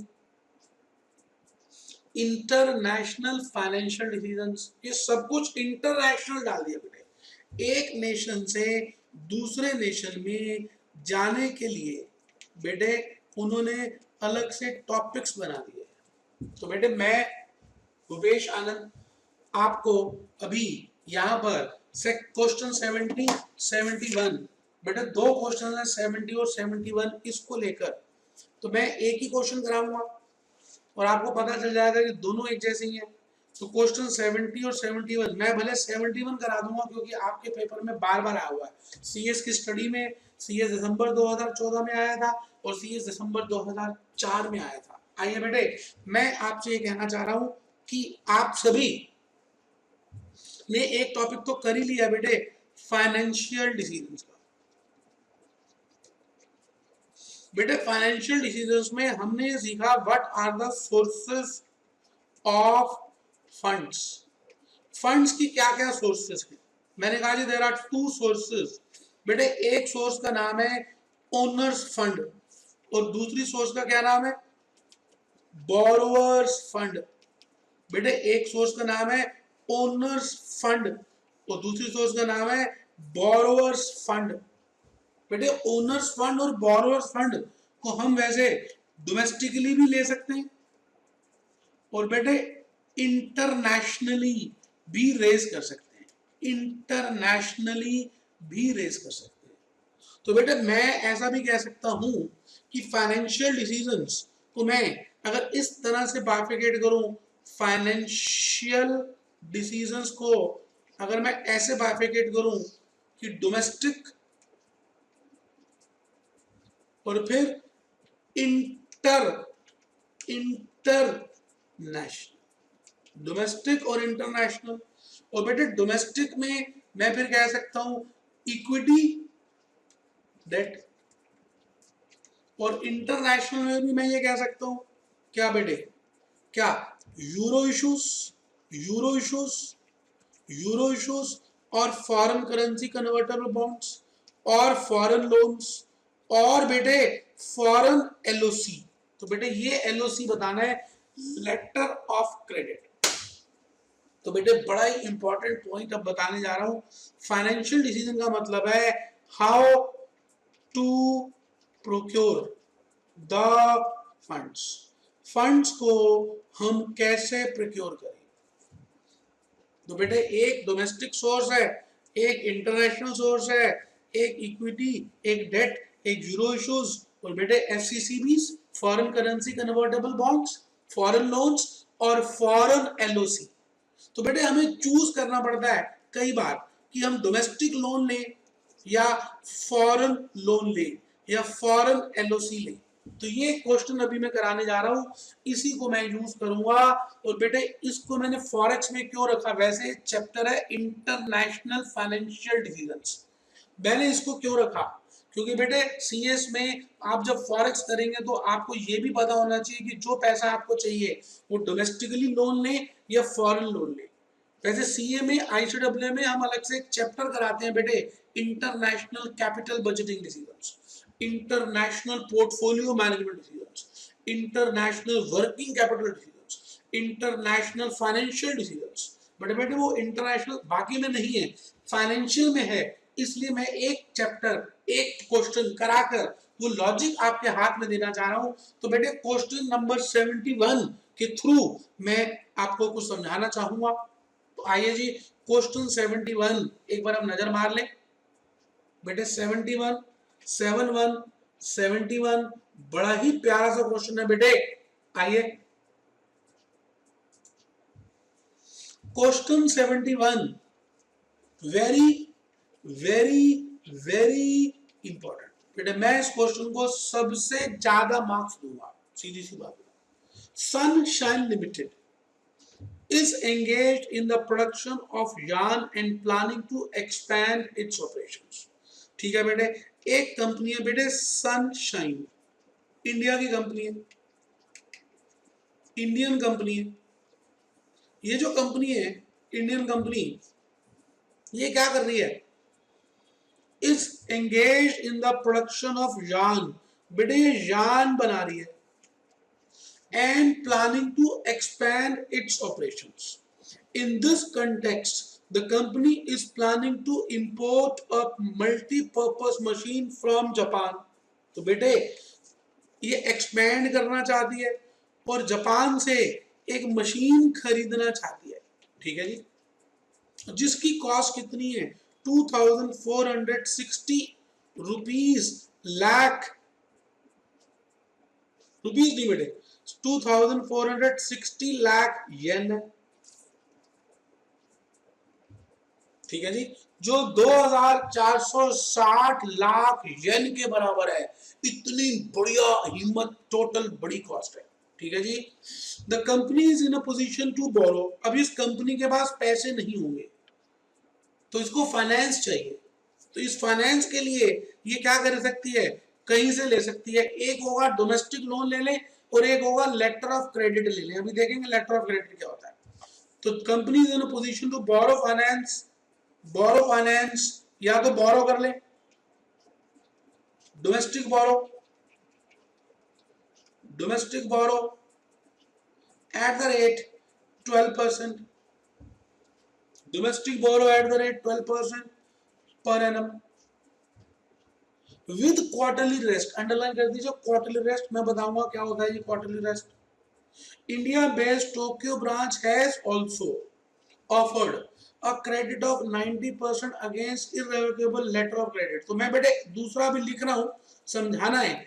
international letter of credit, आराम से बेटे पहले मैंने लिख दिया international letter of credit, international letter of credit. ठीक है जी, अभी देखेंगे, दो बार पढ़ेंगे, टेंशन मत लेना। इररिवोकेबल, ठीक है, प्रेजेंट एक्सचेंज रेट दिए 90, प्लेस फॉरवर्ड रेट दिए, कमीशन चार्जेस दिए, advise whether the offer from, ठीक कर लीजिए spelling, advise whether the offer from foreign branch should be accepted. तो बेटे आराम से, मैं 1-2 मिनट और दूंगा, आप आराम से इस क्वेश्चन को पढ़ें।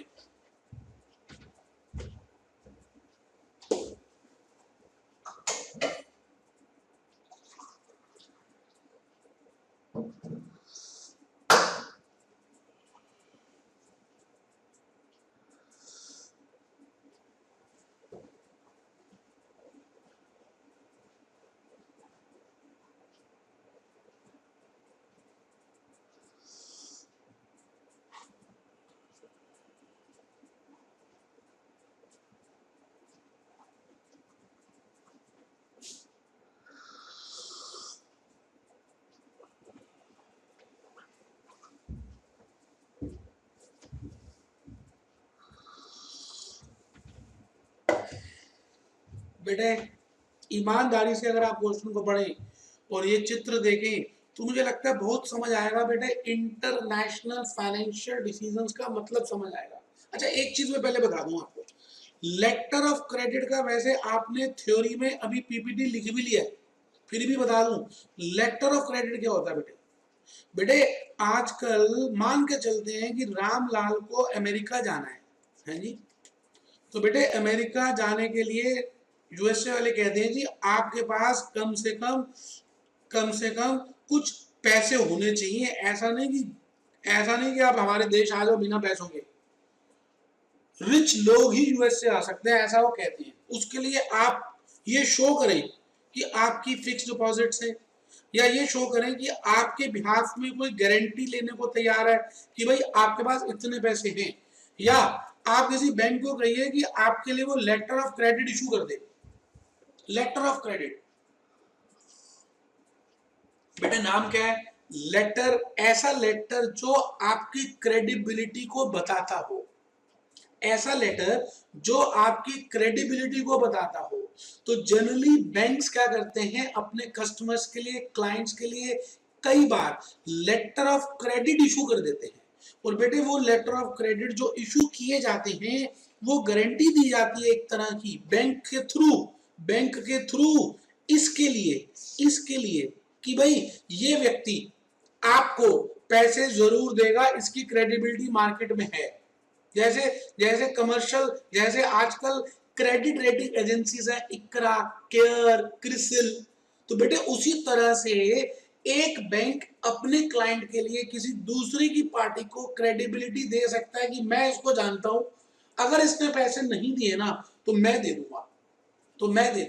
जैसे बेटे यहां पर सनशाइन लिमिटेड है, अब सनशाइन लिमिटेड ने एक जापान की एक फर्म से मशीन खरीदी है बेटे 2460 लाख येन की, ठीक है जी, सनशाइन जापान फर्म 2460 लाख येन।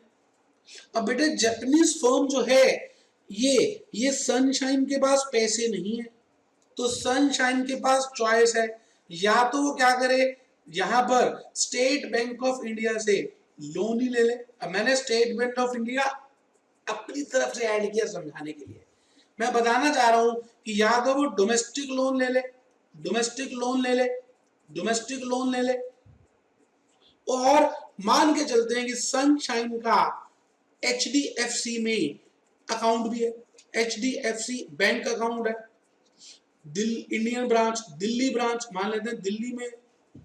तो ये HDFC दिल्ली ब्रांच ये कह रही है कि मैं अपनी HDFC टोक्यो ब्रांच को ये बोलती हूं कि वो इसको इसको इसको इसको एक लेटर ऑफ क्रेडिट दे देता है। किसके लिए? इसके लिए। किसके लिए? इसके लिए। दोबारा से बेटे, मैंने कहा यहां पर दो चॉइस हैं, एक state bank of India, ICICI, Punjab national bank वगैरह कहीं से भी लोन ले ले, उतना लोन ले जितनी आपको पेमेंट करनी है, 2460 लाख येन, तो आज का स्पॉट रेट देखें और छुट्टी करें। और दूसरी प्रपोजल ये भी है कि आपका मान रहा हूं कि अकाउंट HDFC में भी है सनशाइन का, और सनशाइन दिल्ली ब्रांच ये कहती है सनशाइन को, HDFC दिल्ली ब्रांच सनशाइन को ये कहती है सुन सुन सुनना सनशाइन, सुन सनशाइन सुन, मैं ना अपनी दूसरी सहेली, अपनी दूसरी ब्रांच को बोलती हूं जो टोक्यो में है, HDFC टोक्यो में, कि वो तेरे बिहाफ में, सनशाइन तेरे बिहाफ में उस जापान की कंपनी को LOC दे देती है, उस जापान की कंपनी को LOC दे देती है कि 3 महीने के बाद सनशाइन आपको पेमेंट जरूर करेगा, और अगर नहीं की तो HDFC टोक्यो ब्रांच करेगा। तो ऐसी गारंटी कौन दे रहा है, ऐसा लेटर ऑफ क्रेडिट कौन दे रहा है? मैं नहीं दे रहा, HDFC टोक्यो दे रही है। किसके कहने पे? HDFC दिल्ली ब्रांच के कहने पे। HDFC दिल्ली ब्रांच क्यों ऐसा कर रही है? क्योंकि उसका वो क्लाइंट है सनशाइन, और वो उससे क्या करेगी? कमीशन चार्ज करेगी। क्यों क्यों चार्ज करेगी बेटे? आप बताइए, HDFC दिल्ली ब्रांच सनशाइन के लिए कुछ जुगाड़ करा रही है नहीं करा रही? बोलो बोलो, जुगाड़ करा रही है नहीं करा रही? तो बेटे कुछ काम कर रही है ना, इसलिए HDFC दिल्ली ब्रांच सनशाइन का काम कराने के लिए, क्या काम? खाली HDFC टोक्यो को कहने के लिए कि आप इसके लिए LOC दे दो, तो ये काम कराने के लिए HDFC Delhi branch commission charge कर रही है, और HDFC Tokyo branch letter of credit issue कर रहा है 3 महीने का। तो बेटे उसके लिए ये HDFC टोक्यो इंटरेस्ट चार्ज कर रहा है। किससे? सनशाइन से। आराम से क्वेश्चन पढ़ लीजिए, कोई जल्दी है ही नहीं ना बेटे। बेटे मैं दोबारा रिपीट करूंगा, sunshine limited is engage in the production of synthetic yarn and planning to expand its operations. In this context, the company is planning to import a multi-purpose machine from Japan. The company is in a position to borrow funds to finance import at 12% per annum with quarterly rest. अब ये जो quarterly rest का मतलब क्या होता है कि interest आपको हर 3 महीने के बाद देना पड़ेगा, इंटरेस्ट आपको हर 3 महीने के बाद देना पड़ेगा। ठीक है जी। Indian based Tokyo branch has also offered to extend credit of 90 days. Indian based Tokyo branch, HDFC Tokyo branch, समझ गए? 90 days at 2%। 2% का मतलब क्या? Interest against opening of irrevocable. बेटे एक बार लेटर ऑफ क्रेडिट दे दिया जाए ना किसी के लिए, उसको रिवोक नहीं कर सकते, उसको रिवोक नहीं कर सकते। जैसे आपने वेल्थ टैक्स एक्ट में सुना होगा, ट्रांसफर्स दो तरह की होती है, एक रेवोकेबल और एक इररेवोकेबल। तो against irrevocable of letter of credit other information is as follows, exchange rates दिए हुए हैं, कमीशन चार्जेस दी हुई है, advise whether the offer from foreign branch should be accepted और नॉट। आराम से देख लीजिए। बेटे मैं आपसे ये कहना चाह रहा हूं कि जब भी मैं चित्र बनाता हूं मुझे ज्यादा समझ आता है। आज भी अमेरिकन लंदन पेपर्स देता हूं तो मुझे ज्यादा समझ आता है। बेटे मैं क्या करूं, मेरे को आदत ऐसी पड़ गई, और यही आदत मैं चाहता हूं आप में आए। आपको भी ज्यादा समझ आएगा जब आप ये चित्र बनाएंगे। तो इसका मतलब आप सनशाइन के फाइनेंस मैनेजर हैं। आपको इन दोनों ऑफिस में से देखना है कौन सा बेस्ट ऑफर है। बट नेचुरल है, जहां पर आउटफ्लो कम होगी वही वाला लेंगे, क्योंकि आप इंपोर्टर है। बेटे जब भी इंपोर्टर होता है उसकी आउटफ्लो निकालते हैं। ठीक है जी। तो मैं आपके सामने थोड़ी सी कहानी लिखूंगा। तो मैं लिख रहा हूं जी, step number 1, statement showing alternative proposals. Statement showing alternative proposals. तो बेटे प्रपोजल नंबर 1 हम लिख रहे हैं, to borrow from India at the rate, कितना बेटे, टू बोरो फ्रॉम इंडिया किस रेट, कितना रेट है बेटे, at the rate 12% per annum. To borrow from India at the rate 12% per annum for 3 months। अब कितना बोरो करना है वो भी देख लेंगे। Proposal number 2,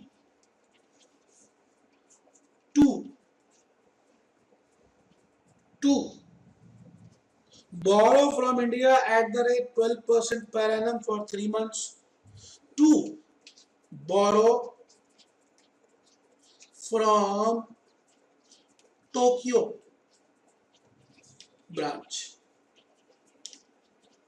by letter of credit facility, by letter of credit facility, letter of credit facility से आप बोरो करें। प्रपोजल नंबर 2 है बेटे। तो बेटे proposal number 1 to borrow from India, and proposal number 2 to borrow from Tokyo branch by letter of credit facility. ठीक है जी। चलिए स्टेप 1 सबको समझ आ गया। Step number 2, statement showing calculation of cash outflow, statement showing calculation of cash outflow in alternative proposals। बेटे दोनों proposals में outflow calculate करने की हम एक स्टेटमेंट बना रहे हैं। जहां पर आउटफ्लो कम आएगी मैं उसी प्रपोजल को ले लूंगा। तो बेटे जहां पर कम आएगी मैं उसी को ले लूंगा। आराम से बेटे, statement showing calculation of cash outflow in alternative proposals. तो मैं लिख रहा हूं जी, working note number 1,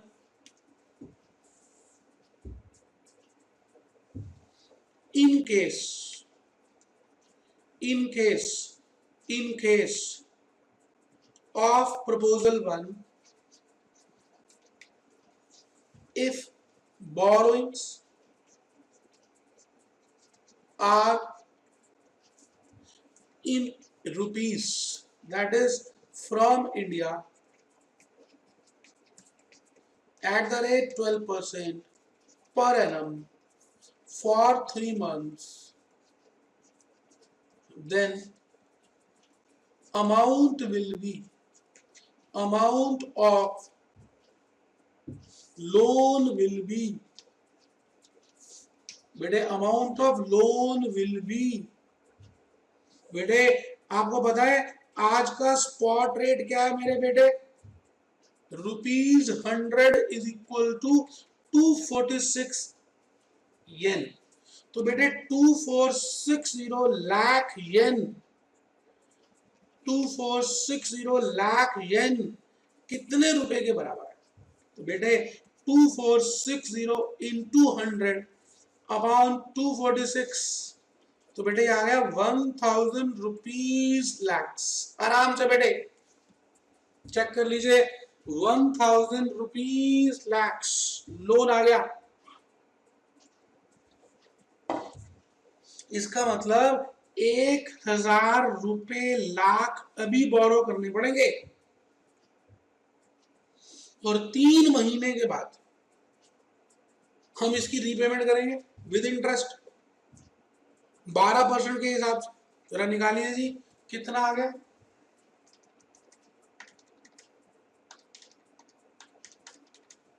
$30।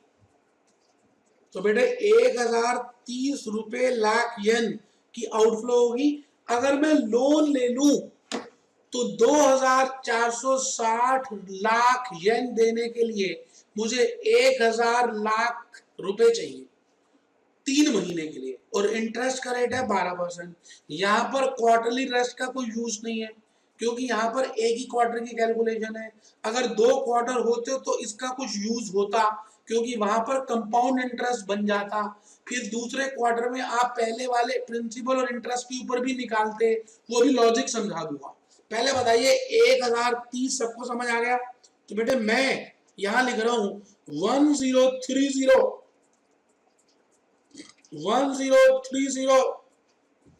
Rupees lakhs. तो बेटे अगर पहला प्रपोजल है अगर तो 1030 रुपए लाख रुपीज का आउटफ्लो होगा। ये तो सिंपल था बेटे। सवाल है कि लेटर ऑफ क्रेडिट में क्या करेंगे। आइए बेटे बिल्कुल मैं समझाऊंगा, आप ध्यान से सुनेंगे। मैं वर्किंग नोट 4 बना रहा हूं। मैं कह रहा हूं बेटे ये सनशाइन कंपनी है, ये HDFC के पास गई।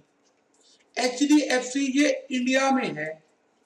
इस HDFC ने अपनी टोक्यो ब्रांच को कह दिया, अब टोक्यो ब्रांच में जो करेंसी है वो येन है, यहां पर रुपीज है, कि तू इसको LOC दे दे। किसके बिहाफ में? सनशाइन के बिहाफ में। किसको? उसी काउंटर जापानीज पार्टी को जिससे सनशाइन ने मशीनरी परचेज किया। तो बेटे एक बात सुनना, सनशाइन को यहां पर क्या क्या देना पड़ेगा? एक तो बेटे कमीशन देनी पड़ेगी। किसको? HDFC इंडिया को, और बेटे कमीशन रुपीज में होगी। दूसरी चीज कमीशन पहले ही देनी पड़ेगी T0 में। आपको मालूम है जब आप कोई गाड़ी या आप कोई घर लेते हैं किराए में या खरीदते हैं, किराया देने से पहले ही आपको कमीशन देनी पड़ती है प्रॉपर्टी डीलर को। और कमीशन किसके ऊपर होती है? रेट होता है। यहां पर कितने परसेंट रेट है? वो कहते हैं जी 4% का रेट है। और बेटे कमीशन का रेट जो है पूरी वैल्यू ऑफ ट्रांजैक्शन पे डिपेंड करता है कि ट्रांजैक्शन की वैल्यू कितनी है। दूसरी चीज इंटरेस्ट देना पड़ेगा। किसको? इसको सनशाइन देगी। किसमें? येन में। किसको? HDFC टोक्यो को। और एक चीज और भी देगी सनशाइन। क्या देगी? एक चीज और भी देगी सनशाइन।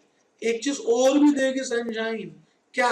बेटे 2460 लाख येन भी देगी और इंटरेस्ट भी देगी। ये दोनों चीजें देगी। कौन? मैं थोड़ी दूंगा, सनशाइन देगी। तो अगर Sunshine letter of credit facility में जाए तो उसको 3 चीजें देनी है। तीन। एक कमीशन, वो आज देनी है। किसको? HDFC इंडिया को रुपीस में। एक प्रिंसिपल, किसको?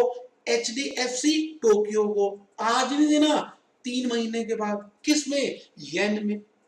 एक उस प्रिंसिपल के ऊपर, लेटर ऑफ क्रेडिट के ऊपर इंटरेस्ट देना है। किसको? सनशाइन को। किसको देगी? एचडीएफसी टोक्यो को। किसमें देगी इंटरेस्ट? येन में। कब देगी? 3 महीने के बाद। अब दिक्कत एक आ रही है, कुछ चीजें येन में दी जा रही हैं और कुछ चीजें रुपए में दी जा रही हैं, कुछ चीजें अभी दी जा रही हैं और कुछ चीजें 3 महीने के बाद दी जा रही है। बस बेटे, इतनी बात अगर आपको समझ आ गई तो कहानी किस्मत की बन सकती है, मेरी मेहनत सफल हो सकती है। मैं आपसे ये कह रहा हूं कि अगर आप सनशाइन की वैल्यू को देखें तो बेटे 4% 1000 लाख का, जरा निकाल लें बेटे, 1000 लाख का 4% कितना आता है? मुझे इतना बता दें बेटे।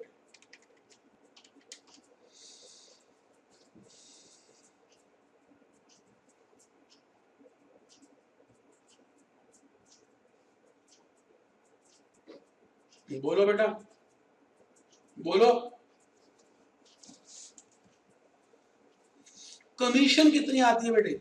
कमीशन कितनी आती है? 4% तो 12 महीने का है ना बेटे, तो इंटू 3/12 देख लीजिए, इंटू 3/12, ये आ गया बेटे 10 rupees 10 lakh, rupees 10 lakh commission देनी है। क्यों? क्योंकि 1000 लाख रुपए की ट्रांजैक्शन है। कैसे आया? वो 246 rupees, 246 yen is equal to 100 rupees. तो बेटे वहां से कैलकुलेट कर लिया, वहां से कैलकुलेट करने के बाद 1000 लाख रुपए आ गए। 1000 लाख रुपए का 4% करें 3 महीने के लिए तो 10 लाख आ गए। तो बेटे 10 लाख रुपए का क्या देना पड़ेगा? क्या क्या देना पड़ेगा बेटे? कमीशन देनी पड़ेगी। तो एक तो कमीशन देनी पड़ेगी और बेटे मैं आपको कहूं दूसरा इंटरेस्ट देना पड़ेगा। तो चलिए जी, मैं एक शीट और निकाल लेता हूं। सनशाइन को 2 पेमेंट करनी पड़ेगी। एक तो T0 में कमीशन, मैं मान के चलता हूं कि आपको समझ आ गया, ₹10 लाख येन, ₹10 लाख येन तो है। दूसरा, सनशाइन को एक चीज और भी पे करनी पड़ेगी। कहां? कब? भविष्य। T3 में क्या देना पड़ेगा? किसको देना पड़ेगा? Tokyo branch, HDFC। एक तो बेटे प्रिंसिपल देना पड़ेगा और एक बेटे इंटरेस्ट देना पड़ेगा। प्रिंसिपल है बेटे 2460 रुपीज लाख और बेटे इंटरेस्ट निकाल लेते हैं 2460 इंटू इंटरेस्ट,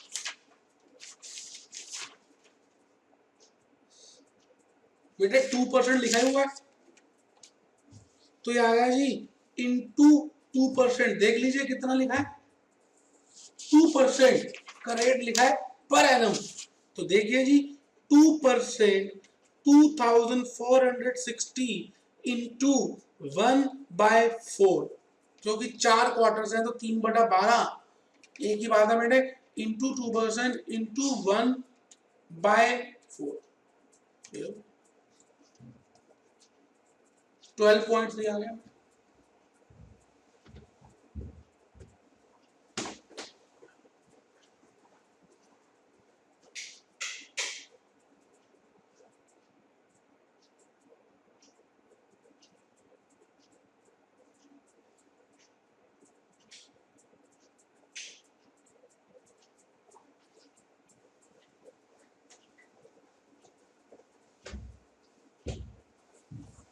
बेटे 12.3 है या 12.13 है, वो देख लेते हैं बेटे।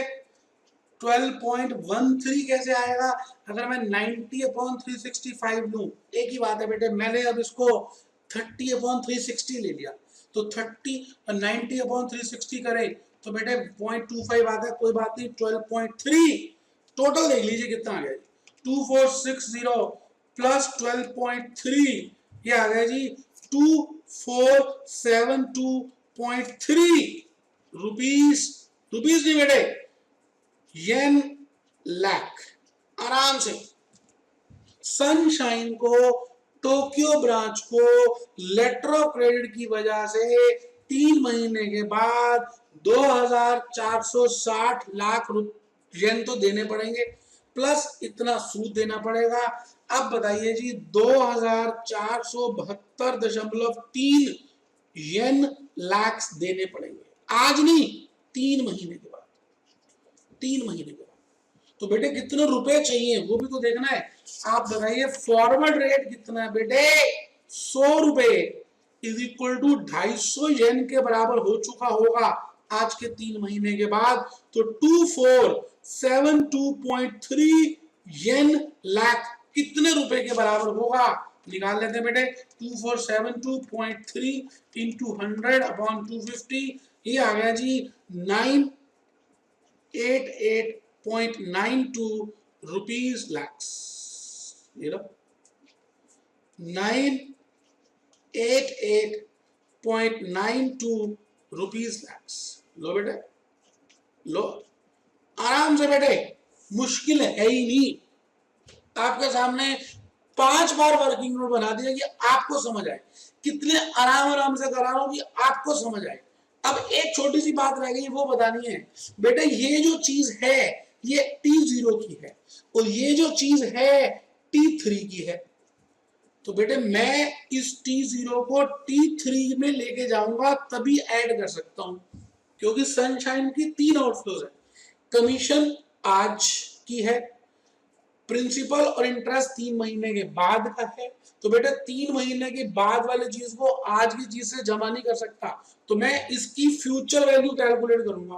किसकी किसकी किसकी बेटे, ये 10 लाख रुपए की फ्यूचर वैल्यू कैलकुलेट करूंगा।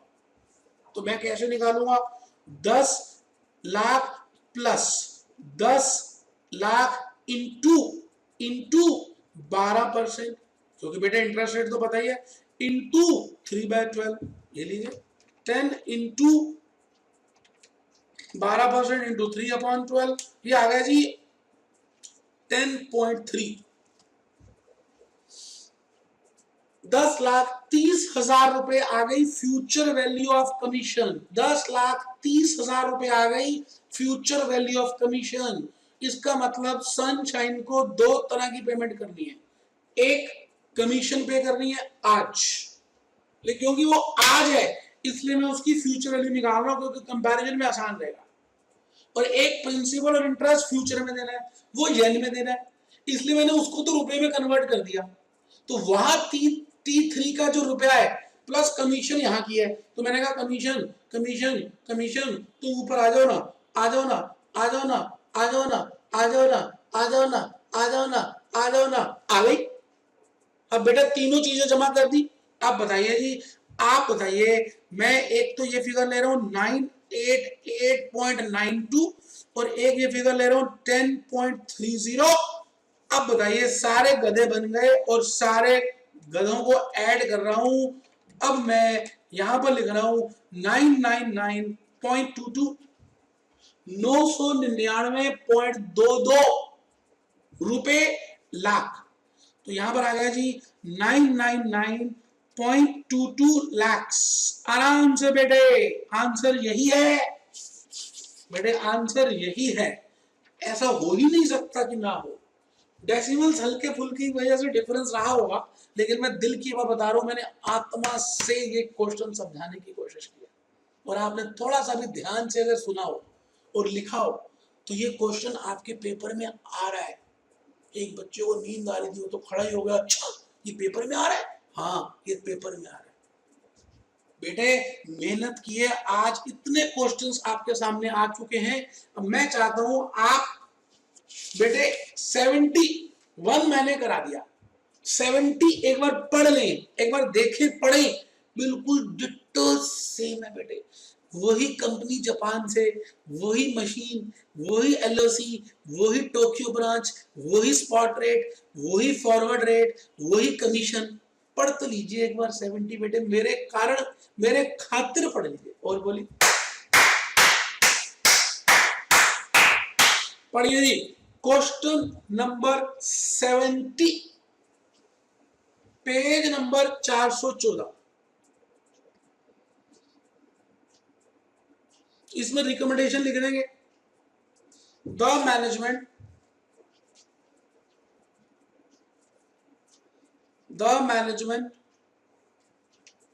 may be advised to get letter of credit facility as it involves lower incidence of cash outflow। आराम से बेटे, आउटफ्लो को मिनिमाइज करना होता है, इसलिए हम ऐसा कर रहे हैं। तो मैंने आपके सामने इस समय रिकमेंडेशन में लिख दी। अब आप आइए क्वेश्चन 70 को एक बार पढ़ ले और देखिए कि क्या वही है जो मैं कह रहा हूं। तो बेटे 90% फॉरेक्स अब खत्म हो गई है। अब 2 लेक्चर्स और लूंगा। वो लेक्चर्स वो हैं जो सीए फाइनल में बार बार पूछते हैं, लेकिन एक दो बार मैं देख रहा हूं पिछले अटेम्प्ट से सीएस में भी आना शुरू हो गया। तो बेटे न्यू सिलेबस वाले मेरे बच्चों, आप प्लीज आने वाली 2 लेक्चर्स जरूर अटेंड करना, जरूर करके जाना। 2-3 क्वेश्चन ही हम करेंगे 2 लेक्चर्स में, लेकिन बेटे करना जरूर। बहुत बढ़िया चीजें बताऊंगा। अभी तक 13 लेक्चर्स मैंने ले लिए। बेटे मैं चाहता तो कम लेक्चर लेता, प्रैक्टिस कम कराता, कंसेप्ट कम बताता और खत्म भी हो जाता, लेकिन बेटे क्या फॉर्मेलिटी कर रहे हैं बेटे? नहीं बेटे, प्यार फॉर्मेलिटी से नहीं होता, दिल से होता है बेटे। और मैं दिल से चाहता हूं कि आपका भला हो, वो अंत नहीं जहां भला ना हो। बेटे ध्यान रखिएगा इन्हीं बातों के साथ। मैं आज की क्लास यहीं पे कंप्लीट कर रहा हूं। लेक्चर 13 यहीं पे फिनिश हो रहा है। वो अंत नहीं जहां भला ना हो, वो भला नहीं जहां अंत ना हो। इसका मतलब अंत में हम सबका भला होगा, होगा, नहीं तो जन्म लेने पड़ेंगे दोबारा मेरे बेटे। Be happy, be jolly, be cheerful, be happy, be jolly, be cheerful, be happy, be jolly, be cheerful।